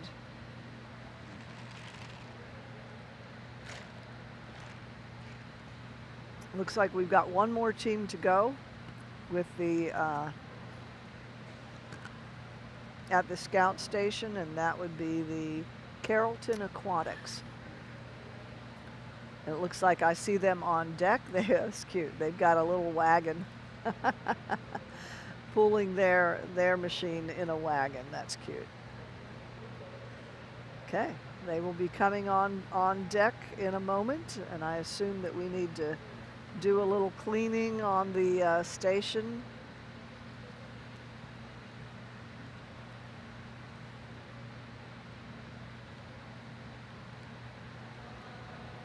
You know, these two teams work hard. And this is not just a one-night thing. They have to get together. They have to design their machine. They have to build their machine. They have to create a team and do all of the parts that are required for this competition. They have to create a technical paper. They have to create a marketing plan. They have to do an engineering review, and they have to do a safety check. When they get to the competition poolside, they have to do a safety check, and this is really important. If we don't have the safety check, they don't splash in, because there's nothing more. They don't go together. Electronics and water, especially electronics and salt water, particularly don't go well together. So this is a real challenge, is if they can make their space, I mean their machines, the electronic components waterproof and tightly sealed, so that they can operate. Oh, this is an interesting one. Looks like they've got red balloons on the side of the bot. I'm not sure if that was that's part of the machine, or if that is just a case. Okay, we only have one team at poolside, and that should be the Carrollton Aquatics. My husband's in the Welcome Center, and it's broadcasting. It's going to be broadcasting at the Welcome Center. He's like, I can hear it, but I don't see anybody. I'm like, you got to come over to the event. There's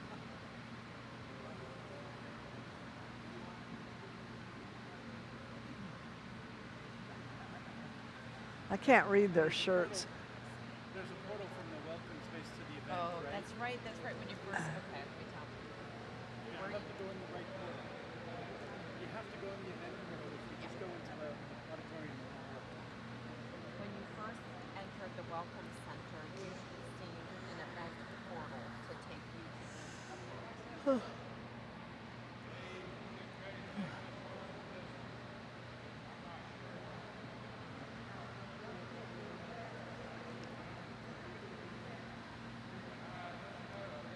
Well, I think I might just take a little walk over to poolside. Yeah, I think I will. All right. See who we're talking to here. Well, we're walking over to poolside. I want to see, I can't exactly see who this team is. I think these are the Carrollton, let's see. Yep, Carrollton Aquatics. And their T-shirts tell the story that they are a company. They formed, it's called Carrollton Aquatics Incorporated. And again, this is a middle school team, and they are entering into the scout competition. And oh, I see, those are buoys on their line. That's the float on their line.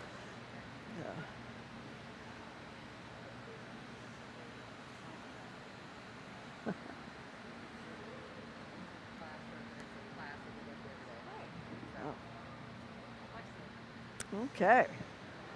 Just had to confirm that was the Carrollton Aquatics Incorporated. And they are from Carrollton, Georgia, which is in the excuse me, the northwestern corner of Georgia, right on the Alabama border. And this is a small community. There's a Northwestern Georgia College, maybe it's Northwestern Georgia University, I guess is up there. But I know that they've got a big engineering firm in that in Carrollton, and that engineering firm typically supports these Carrollton teams. So they're usually really well funded.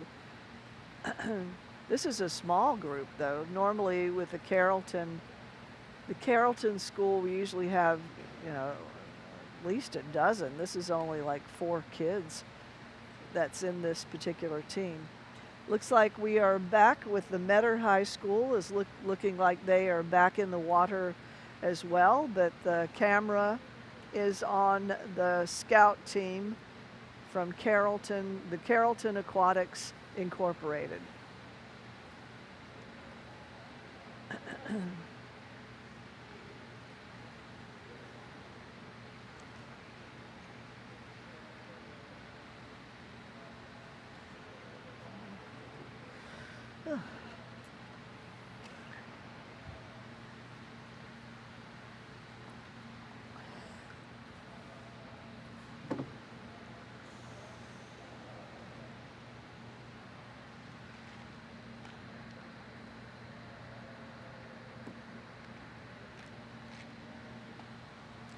So we're coming to you live from the Chatham County Aquatic Center in Midtown Savannah, Georgia.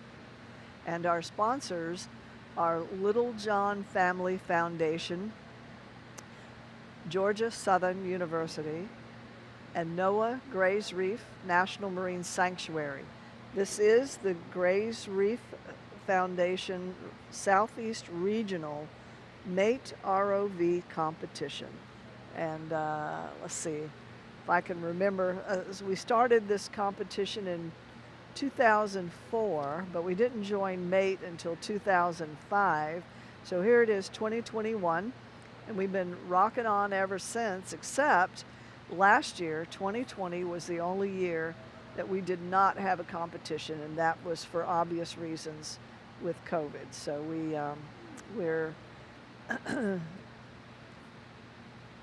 can't fault ourselves for not having a in-person competition with that pandemic raging, and that was certainly before we all were vaccinated. So, and actually, I imagine some of these kids are not vaccinated; they're not old enough.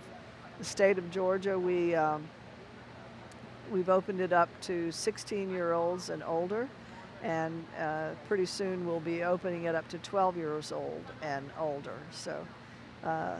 Soon we'll have vaccinations for everybody that wants them, and I hope that if you haven't gotten vaccinated, that you will certainly consider doing so, and doing so soon. If not for yourself, at least for those that you come in contact with, so that you don't spread the virus.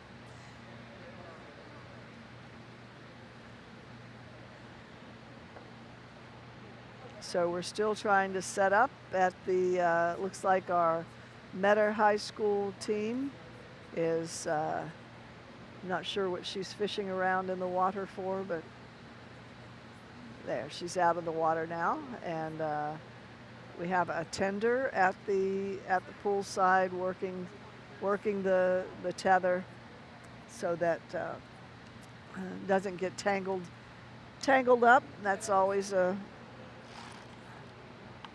big consideration, that we want to make sure that everybody is safe, and that's why there is somebody at poolside tending that tether so that it doesn't get all.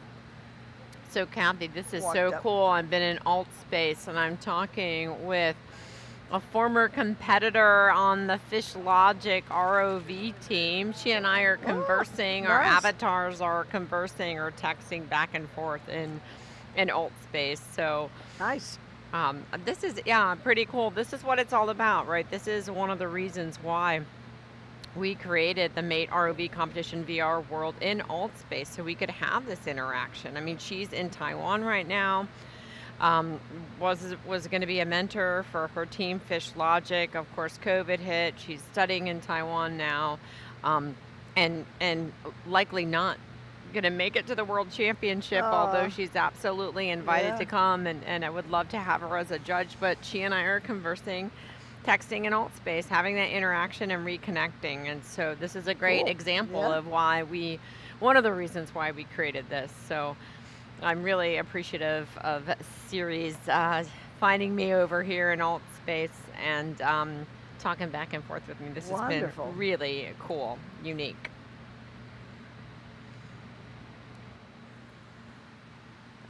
Well, so that's Jill was explaining why you haven't been hearing her on this broadcast. She's sitting right here, but she's working a different technology, a different broadcast technology. And my husband has finally found us in alt space too. I'm gonna go stand Cool. next to him.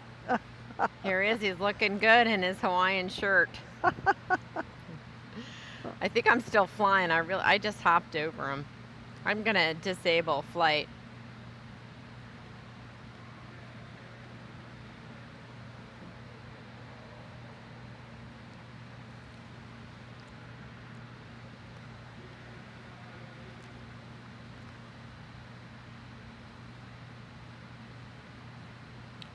Okay, we're back underwater with the Carrollton Aquatics Incorporated. And this is the middle school from Carrollton Middle School, Carrollton, Georgia, northwest corner of Georgia.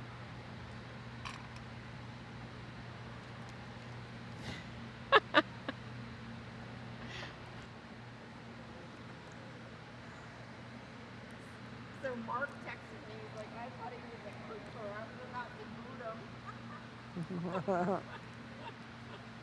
No. That's why Mark.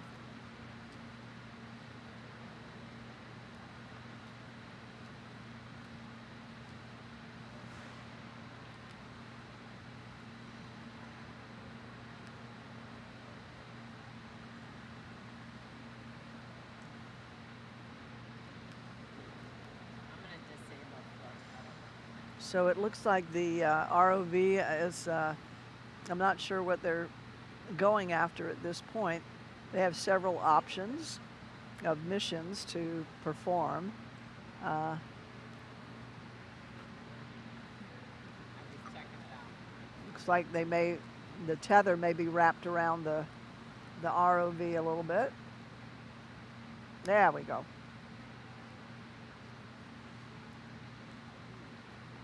Now again, this is a navigator class, and they are these navigator?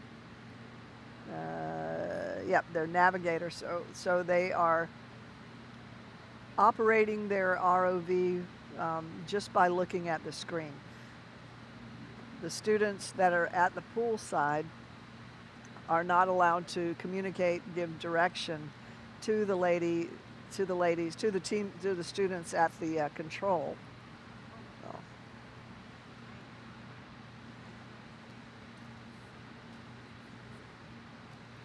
It's really quite something to make the leap. I just sent you a friend request. To make the leap from operating your vehicle by looking at it, standing poolside and looking into the water, and then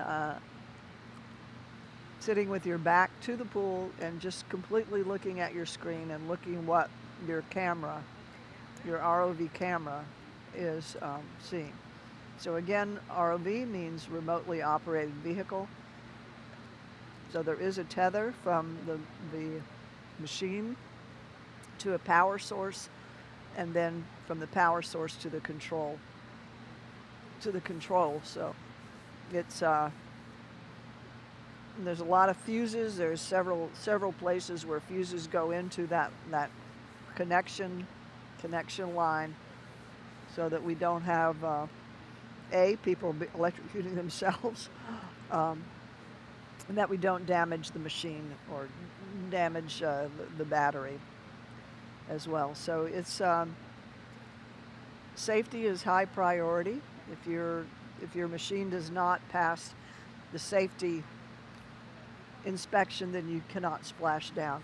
Looks like our team from Metter High School is out of the water. They are at poolside, I don't know if they're waiting for their second.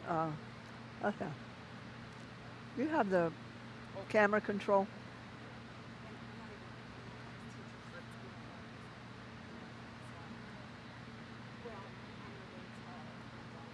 Thank you. So,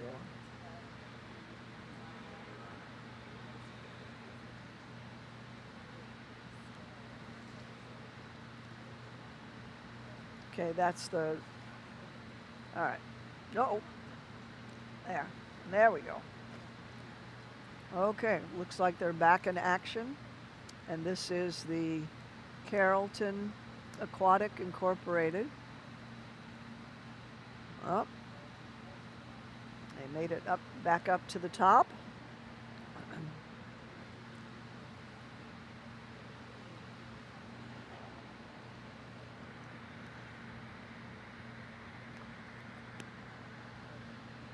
So this mission is, we're going after several different aspects of being in, dealing with ocean issues, one of which is plastics, the other is coral reefs, and the other is looking at mussels. Mussels are a way of filtering tremendous amounts of water in a pretty short time. They clean up the water very efficiently, about a liter per hour per mussel. That's a lot of water being filtered through. So you can really clean out, have a clean, healthy environment.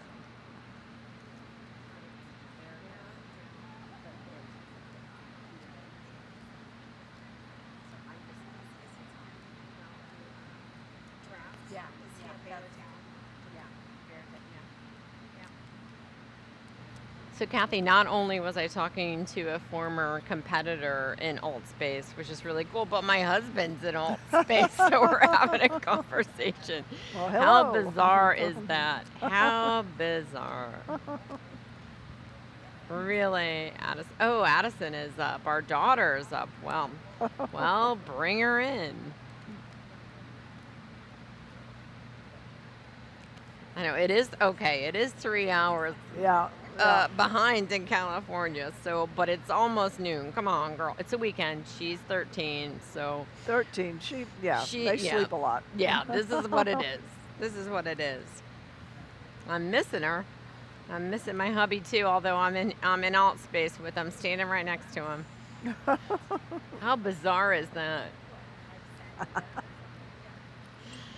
I've done some interesting. I said it's first today, and I've done some interesting firsts here in Savannah, poolside with Kathy Sakis, watching the Grace Reef Regional Competition. We're towards the end, so I'm a little tired, but yeah, I know, right? I think my leg's falling asleep sitting on the chair, but. And I want to give another shout out to Mark Gill, just for his support hanging in this space, and Zach Blado. He was wonderful. I love the fact that Zach's like, what did I miss? I was eating lunch, right? You need to put like a out to lunch sign on your avatar once you turn it off and go out to lunch. So yeah, thanks Mark and Zach for hanging in there and just capturing all this. Is really cool, and I'm so glad to see Siri's in there, a former competitor, always part of the Make Global community, Make competition community, and just so excited that she's in there, and I'm hoping that she will spread the word, and the next time we have an event like this, that we invent in alt space, that more former competitors and current competitors will join us. That's what it's all about. We have caught up and reconnected and interacted, and so again, that was one of the goals of creating this space.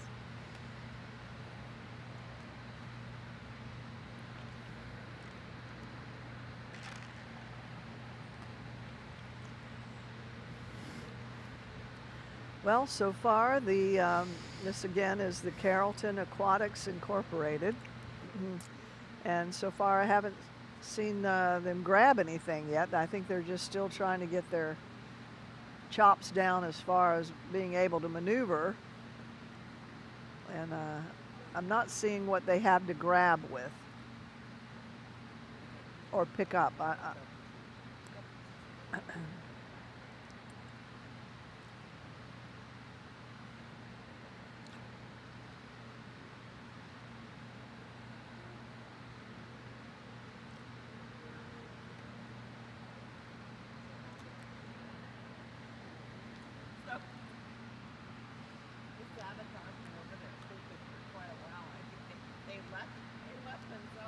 face.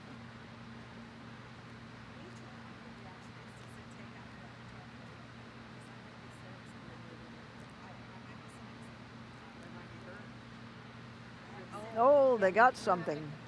Oh, what did they get? Close it out to exit, so you have to like screw that car out. So, well, is he on a pencil? No. No, I'm saying the last time I didn't. I just like turned off my computer. So I standing in the front. The welcome center. Okay. No, it's the person over there. Very good. They got No, plastic. What is that? all right, my husband's gone. He went to mow. My husband's doing yard work. I'm not talking. I'm not live.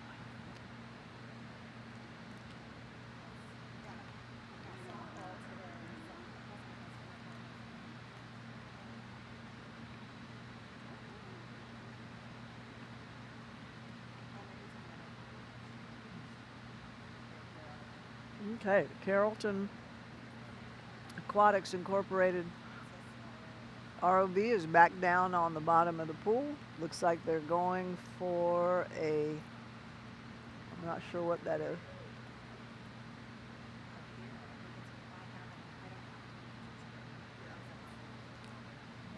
Maybe this is the piece of coral, I'm not sure.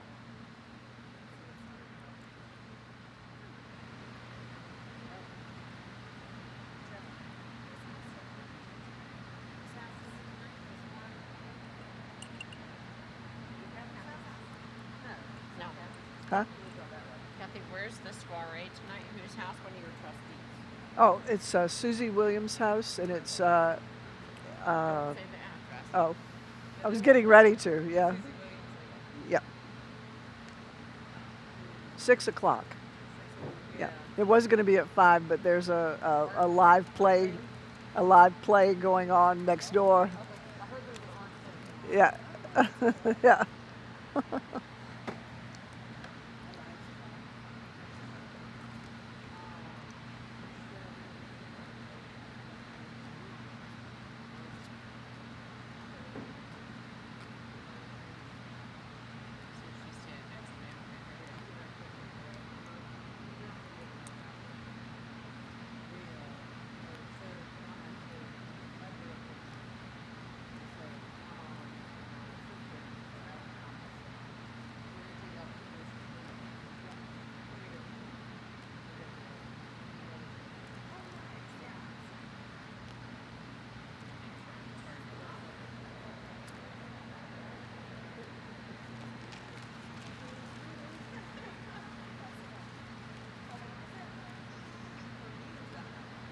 Nope, I didn't get it.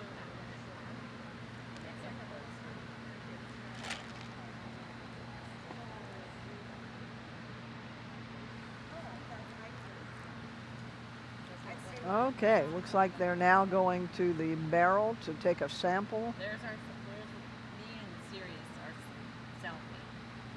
I'll tell her.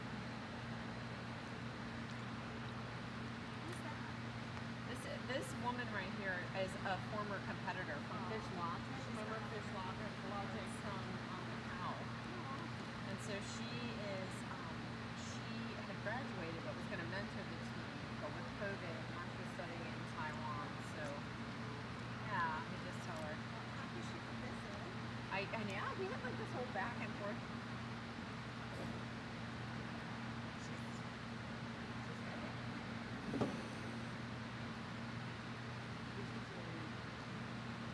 It's for a demonstration. Yes.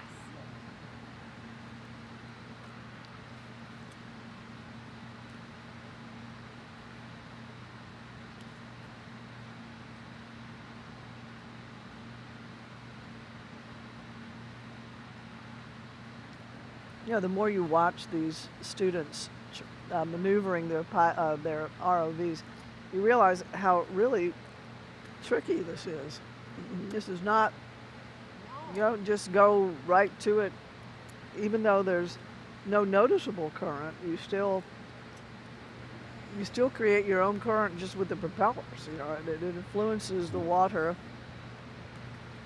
I'm with you, Kathy, and we were talking before. Sorry, I was in alt space chatting with my husband and Ceres Chan, who is, again, a former competitor from Fish Logic from Macau. Give a shout out to that team. She's graduated. She was going to mentor the team last year. Of course, COVID, we all know that story. She is currently studying in Taiwan, and again, we were chit-chatting. Yeah, it was very that's cool. fun. So also talking to my husband, who is really into the draft. NFL draft is happening. He's a Bears fan. I'm an Eagles fan, so we've been chit-chatting about the draft picks. Anyway, but when it comes to piloting, I will tell you, fortunately where we are in Monterey, the Monterey Bay Aquarium Research Institute is just up the road from us, just up the road, literally up Highway 1. When I say road, that's what I mean. And, back when we started this competition, started working with ROVs in education, I had the opportunity to go out and sail on board it was the Point Lobos, aptly nicknamed the Point Puke. And I sailed on that with the RV Ventana, and just a dear, long-time friend, Knut Brecky. I was out with him. He was the chief ROV pilot, and he asked me if I wanted to, fly the ROV, and I was like, oh my gosh, I don't even want that responsibility. And I tried it for a little bit, but he said, why, are you spatially impaired? And I said, yeah, I think I'm spatially impaired. So that's my excuse these days for not flying an ROV, participating in a competition, although I've aged out of that because I'm spatially impaired. But I'll never forget Knut. I don't think he's watching, but he's such a dear. And yes, so spatially impaired. I could not do what they do. It is tricky. It's hard. You've got to have, as you said earlier, sort of that spatial awareness, that complete, like, immersive experience without a VR headset, right? Yeah. And just completely know where you are. And kudos to people who have that ability, and to these students who clearly have it. It's So we're back up to Metter High School, and it looks like their ROV is just hanging in the water column towards the bottom, but up there it's moving now. Okay, very good. And poolside, top side, we're looking at the team that we have a young lady and a young man that are at the controls. And then likewise, young lady and a young man at the pool side no, those are two ladies at the pool side, tending the tether and working the props.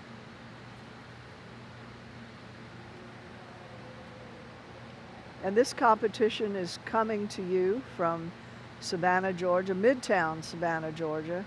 And this is the Chatham County Aquatic Center. This is a beautiful space. After, I guess it was Hurricane Matthew blew the roof off. That was in 2016, so they set about to renovate the ceiling, which they've done a beautiful job. It's just lovely.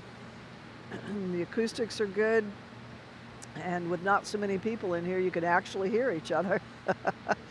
A whole bunch of people are in here. The echo is like an echo chamber, so it's kind of loud. But this is the Grays Reef Southeastern Regional Mate ROV Competition, and it's brought to you by the Little John Family Foundation, Georgia Southern University, and NOAA Grays Reef National Marine Sanctuary. This is a put on by the Grays Reef National Marine Sanctuary Foundation in association with MATE, the MATE Center. That's the Marine Advanced Technology Education Center in beautiful Monterey, California. So we're really happy to have Jill Zandy here and her technical team of Tawny and Mike. And we're very pleased to have the Georgia Southern STEM team with Mary and Kanya. And I'm sure there's a couple of other people from Georgia Southern, but I don't know their names. And we couldn't do this without all of our volunteer judges, our scorekeeper, people that are running errands and just being poolside camera tenders, and of course our fabulous divers. Without those divers, we wouldn't have the props to be put in place after each trial is over. And we certainly appreciate the STEM Georgia Southern University students who put all these props together. And the STEM program that warehoused them for us as they were being built, and then as right before competition. I guess they came down, all the props came down yesterday and were assembled, and then this morning were put in the pool and ready to go for our first splashdown by 9 o'clock.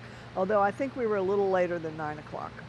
It was more like 9:30. It wouldn't be it wouldn't be a mate competition event if we were running on time, Oh, Kathy. That's right. just, you know, we really meant, we said 9, we really meant 9:30 or 10. But it's inevitable. But this is pretty exciting. So we're still watching the I thought that was a southern thing, you know, changes in latitudes, changes in attitudes. The further south you get, the more the time is irrelevant. Yeah, it's It's an ROV competition. yeah, it could be southern, but it's also an ROV competition thing. We have this thing when you say 6 o'clock, that means you really ought not to arrive until about 6:30. Okay, fashionably late, At the right? earliest. Yeah, I got it. Okay. Except if you're outside and it's getting dark. Then Yeah, then you better come you in. wanna step up to the plate.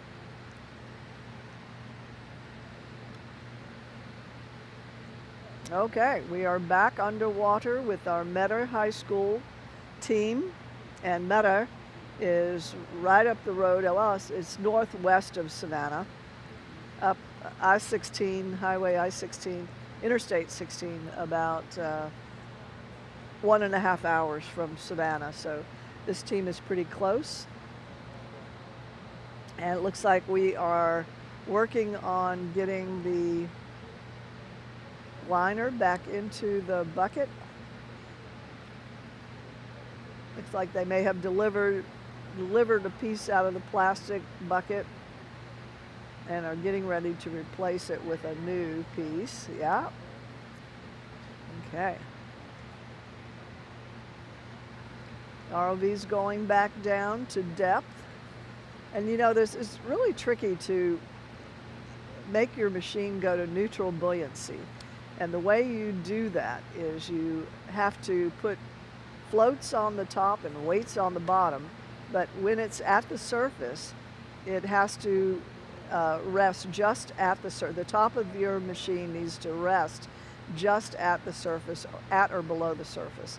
And that you will achieve neutral buoyancy. Now, if you're a diver, you know this is particularly important because you need to know your body mass, what you weigh, what your wetsuit is going to weigh, and then put the amount of weights in your pocket or around in your weight belt to compensate so that as you will go down, sink down to the bottom, but in a controlled manner, because you gotta go at a rate that doesn't burst your eardrums. And likewise, when you're coming up, you have to be able to maintain your buoyancy at whatever depth you need to be. So, you know, when you've been at depth and you're coming up, say from 100 feet, you need to stop at 20 feet below the surface and rest there for about 2 minutes before you come up to the surface.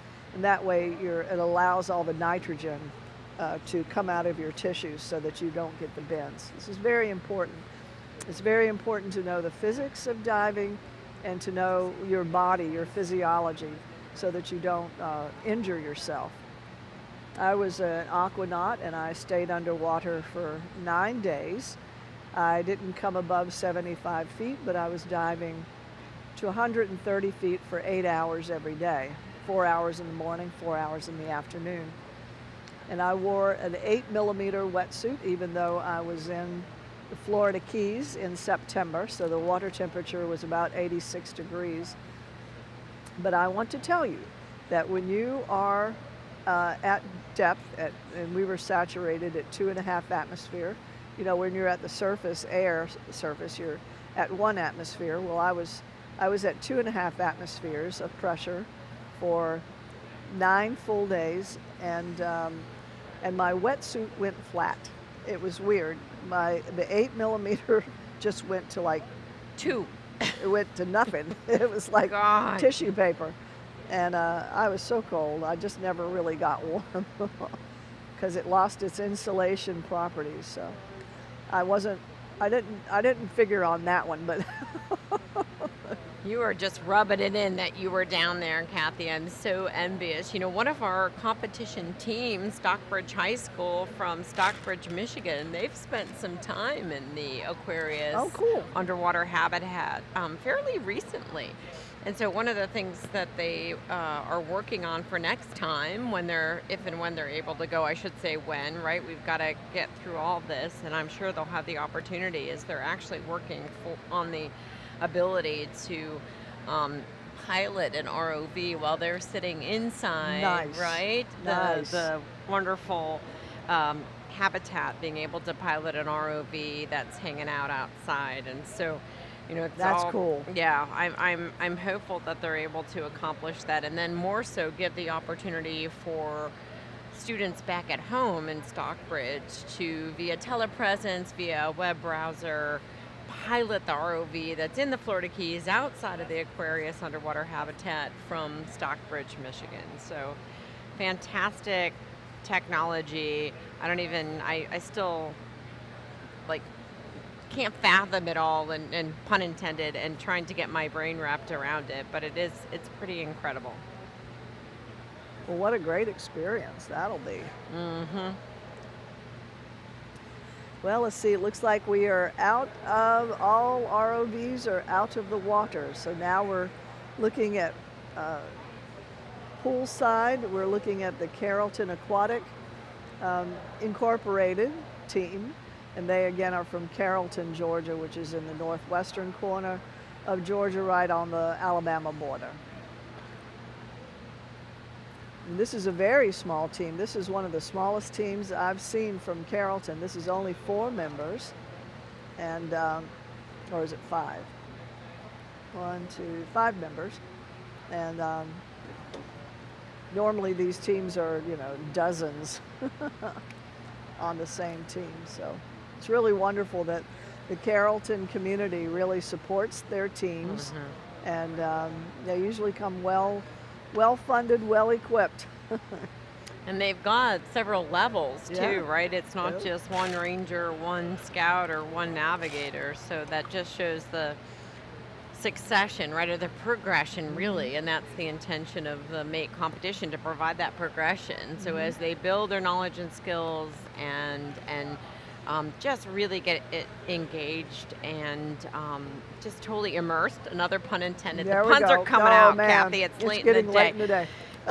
They can continue along that pathway and keep challenging themselves, and keep building increasingly more complex vehicles for increasingly more complex mission tasks. So it's really It's wonderful. This program is addresses a lot of you know, check boxes with here in Georgia. We have Georgia performance standards. I see. And of course, there's, you know, the STEM, the science, technology, engineering, and math. And of course, you add the A for art, and you get STEAM. And so we check all of those boxes. But this, more importantly, is a program that goes beyond this classroom. This is a team-based program, and these students learn way more skills than and just life skills in general, just by having this experience. But really, I've talked to teams and interviewed students, and they said that this competition, this program, the ROV program, provides an outlet for those students who have trouble learning in a classroom setting, but they're applying their math skills. They have to use their artistic abilities and their engineering skills and their technology skills. So it covers a lot of disciplines in a very fun program. Yeah. You know, these kids get into this. This is a competition, but more importantly, it's a program that teaches teamwork and self-reliability, but also relying on other people to pull their weight and to communicate, so that you're cooperating, you're relying on these skills. And if you don't, not everybody has all skill sets. So that's the beauty of this, is that somebody might be really good at creating a poster, another might be really good at presenting. They might be a Hey, Kathy, smile. Oh, hi. taking some selfies here at the station. I know. Oh my God. So Kathy, we don't see it, or the live stream view doesn't see it, but the divers are cleaning up that Ranger Explorer class mission station. So that was, even though it was set up for the Ranger class, the Kennesaw State University team came in and ran through their paces, their demonstration paces on Ranger props, which is absolutely allowable. And I think they did more than the required tasks for their Explorer class demonstrations. So they're breaking that down. Kathy and I can see the divers doing their job, and their volunteer job, right? No one gets paid here except for the knowing that they're helping to build the next generation of ocean professionals. And certainly, I don't know, diving, they have the best view. I think that's something we can all agree upon. But they're just super cleaning up. And we still, the view that's coming through the live stream is the view of the team there, the navigator team. I think that they got their robot out of the water, so maybe they've got another. Yeah. Was this their second attempt, or they have one more?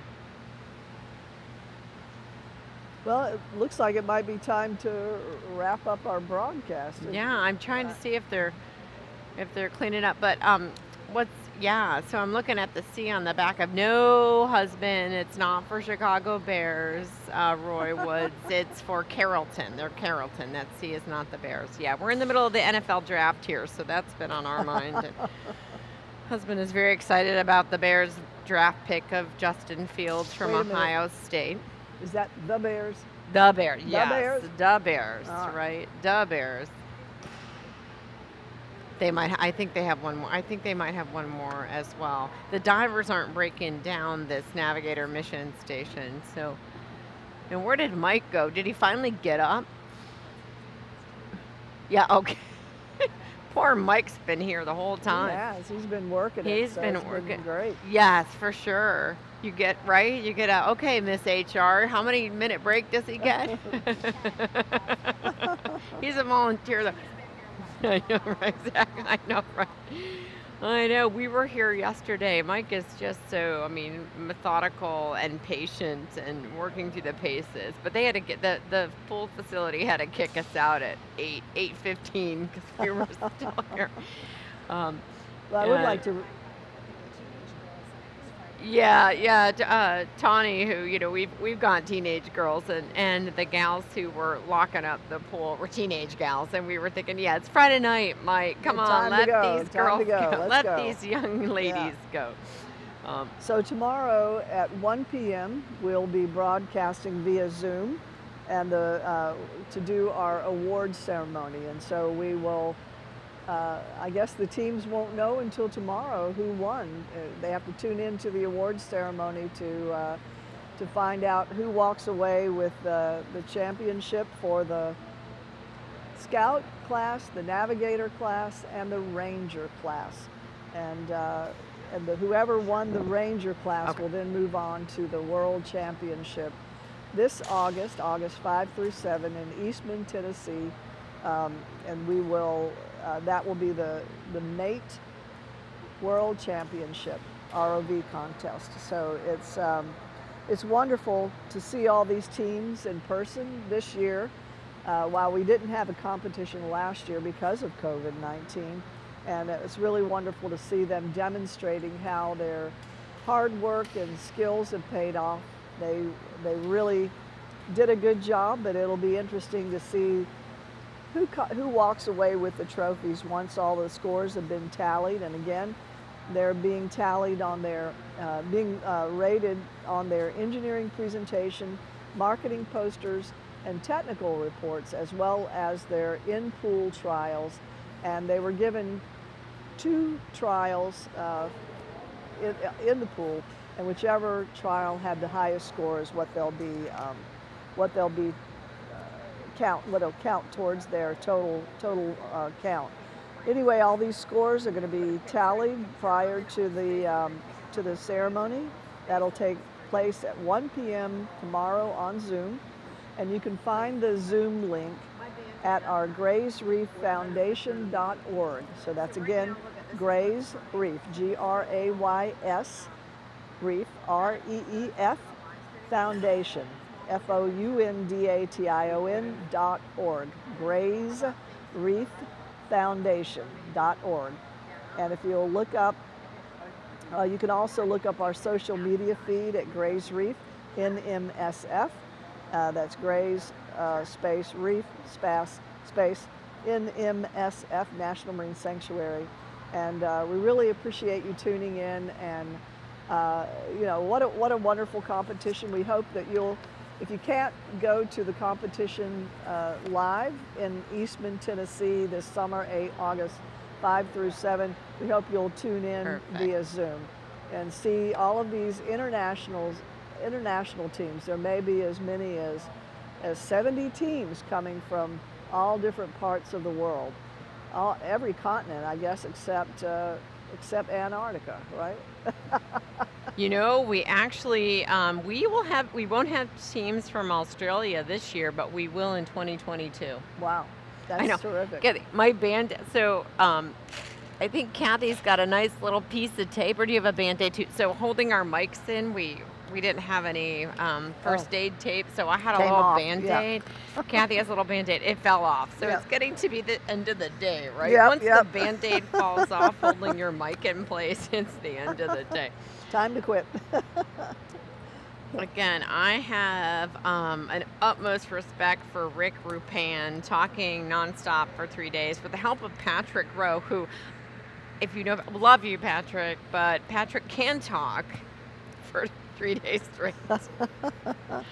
We love you, Patrick. We absolutely do. We love Rick too. The talent and the play-by-play, or who's the play-by-play and who's the color commentator. I don't know. I can't remember which one plays which role, but I have a great new respect for both of those individuals. And Fritz Starr, who's a Mate Inspiration for Innovation board member, who has also taken over the reins of live stream commentary when Rick's been absent. And again, I have a whole wonderful appreciation for what they do and sitting through and talking through all this. It's definitely been fun and exciting, especially trying this out in alt space. I mean, I'm sitting here on my Surface Pro watching the picture-in-picture, sitting on the Surface Pro in alt space in the Mate ROV Competition VR World Auditorium, watching the broadcast from our live stream, picture-in-picture. The team from Carrollton is getting ready for their second and final Navigator run, and then Kathy and I are sitting here, right? We're sitting here with the GoPro, and that's what you see. It's crazy. And my avatar is sitting in alt space, so it just kind of blows me away. I know maybe some younger folks are a little more comfortable and familiar with all this and are thinking, what's the big deal? But for me, this is all very brand new, and I'm loving it. And I can see John Beck, or maybe that's his daughter Alondra, who's behind the controls. John Beck is the executive director and principal investigator of the National Center for Autonomous Technologies. And again, I want to thank NCAT for all of its support for making it happen. I remember, John will remember, that fateful day in November when I called him up and I said, based on what I knew NCAT could do in the VR space, thanks to Mark Gill, and based on, I will give a shout out to Schmidt Ocean Institute. They're one of our sponsors and longtime partners, and talking to their event planner, Lisa Pereira, who said, did you ever think about doing something in VR in these virtual worlds? And all that kind of came together, and I called John up and I said, hey, I got this idea. And he said, let's do it. And we started conversations back in November and brought Mark in, thank you, Mark, and brought Zach in and brought the whole NCAT team and Mike over here and Jody Patterson. Jody's Yeah. a big alt space Yeah. VR person. Who knew? Yeah. Maybe not necessarily alt space, but definitely a VR person, and pulled everybody together to make it happen. Another example of how it takes a team. Yes. Takes a village, takes a team, but I'm just really grateful for the NCAP partners and hanging in there. Blades, Mark, your camera work and your tenacity today is staying in there and hanging with us all day, and not kicking my husband out. Mark, appreciate that. You always got to wonder when some person you might not know walks in, the avatar comes in. So yeah, this is just really spectacular, and I'm really looking forward to what we can do. So again, I know I said this earlier and probably repeated myself throughout the day, but this is a test for us. Broadcasting, live streaming a mate ROV competition into alt space, into this virtual world. It's new, Yeah. first time, and it was Yeah. a test for us. And And I you know did- I you don't did even want to. well. I don't even want to talk to Mike over here. I am sure. Hi, Randy. Wave. Yeah, there you go.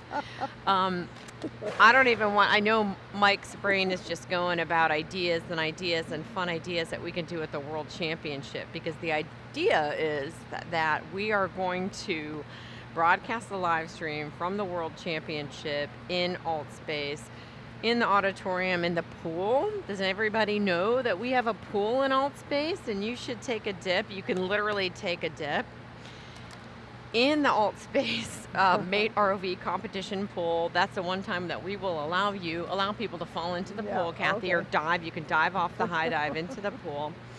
You can check out the pool, you can check out the Welcome Center. In the Welcome Center, it is just that. It's welcoming in, telling people about the competition, telling people about what is an ROV, remotely operated vehicle. You got to put some of these views of Randy up there. He's having fun. And then we're going to have team workstation areas. So you know how we have the areas, the team workstation areas that you all set up outside the aquatic center. Of course, we have that at the World Championship, but they're either tents or individual tables in a workspace. But our plan is, in a virtual space, in a virtual world, we will have team workstations. Oh. And the winning teams, Wow. the teams that advance to the World Championship, will have the opportunity to put logos, put slideshows, put videos. You gotta get over to Randy. Do you see Randy going back Randy and forth? just I hope he goes Porpoised back. by. Anyway, but the point is, we're gonna really do it up big for the World Championship. So take the time. You can find, NCAT has a wonderful landing page for all of this. www.ncatech.org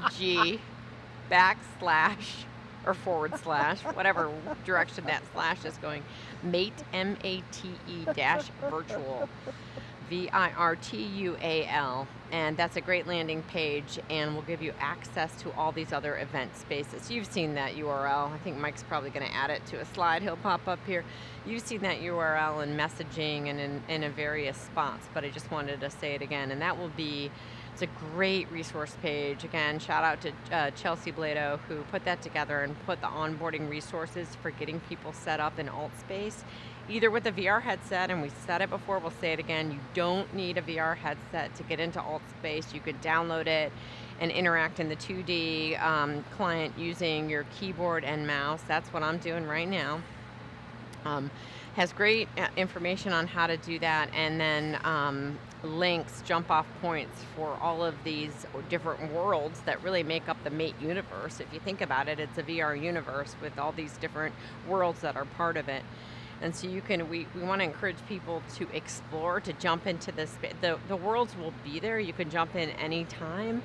And then we will have other live events like this planned in the next several weeks and leading up to the World Championship, the big culminating event, and at the beginning of August 5th through 7th at East Tennessee State University in Johnson City, Tennessee. I think, what's their, Oh, I can't even say go Bucks. Well, that's their logo, the Buccaneers. But I always think of the Buccaneers in football, which I'm not a Buccaneers fan. I'm an Eagles fan. Everybody knows that. But anyway, East Tennessee State University. We will be there. They are the Buccaneers. Go Bucks. And we'll be there August 5th through 7th in person. We're gonna head there. Matt's gonna join us. Tawny, Mike, and I are heading there tomorrow, driving up to do a site visit and really look at things and lay things out for a safe, successful, following all the safety guidelines and being super careful and mindful of restrictions in place because of the pandemic. We'll get that all set up and be ready for everyone to descend upon us in August. And I'm thinking, the teams that are coming out of this regional, which ones are going to head out of the Ranger class and the Explorer? I think they did well during their demo, so I am hopeful. I am hopeful that we'll see them all there. Well, I can't tell what this last team, I don't know if they're going to splash down again or if they're done. Yeah, they're moving around here. Let's see.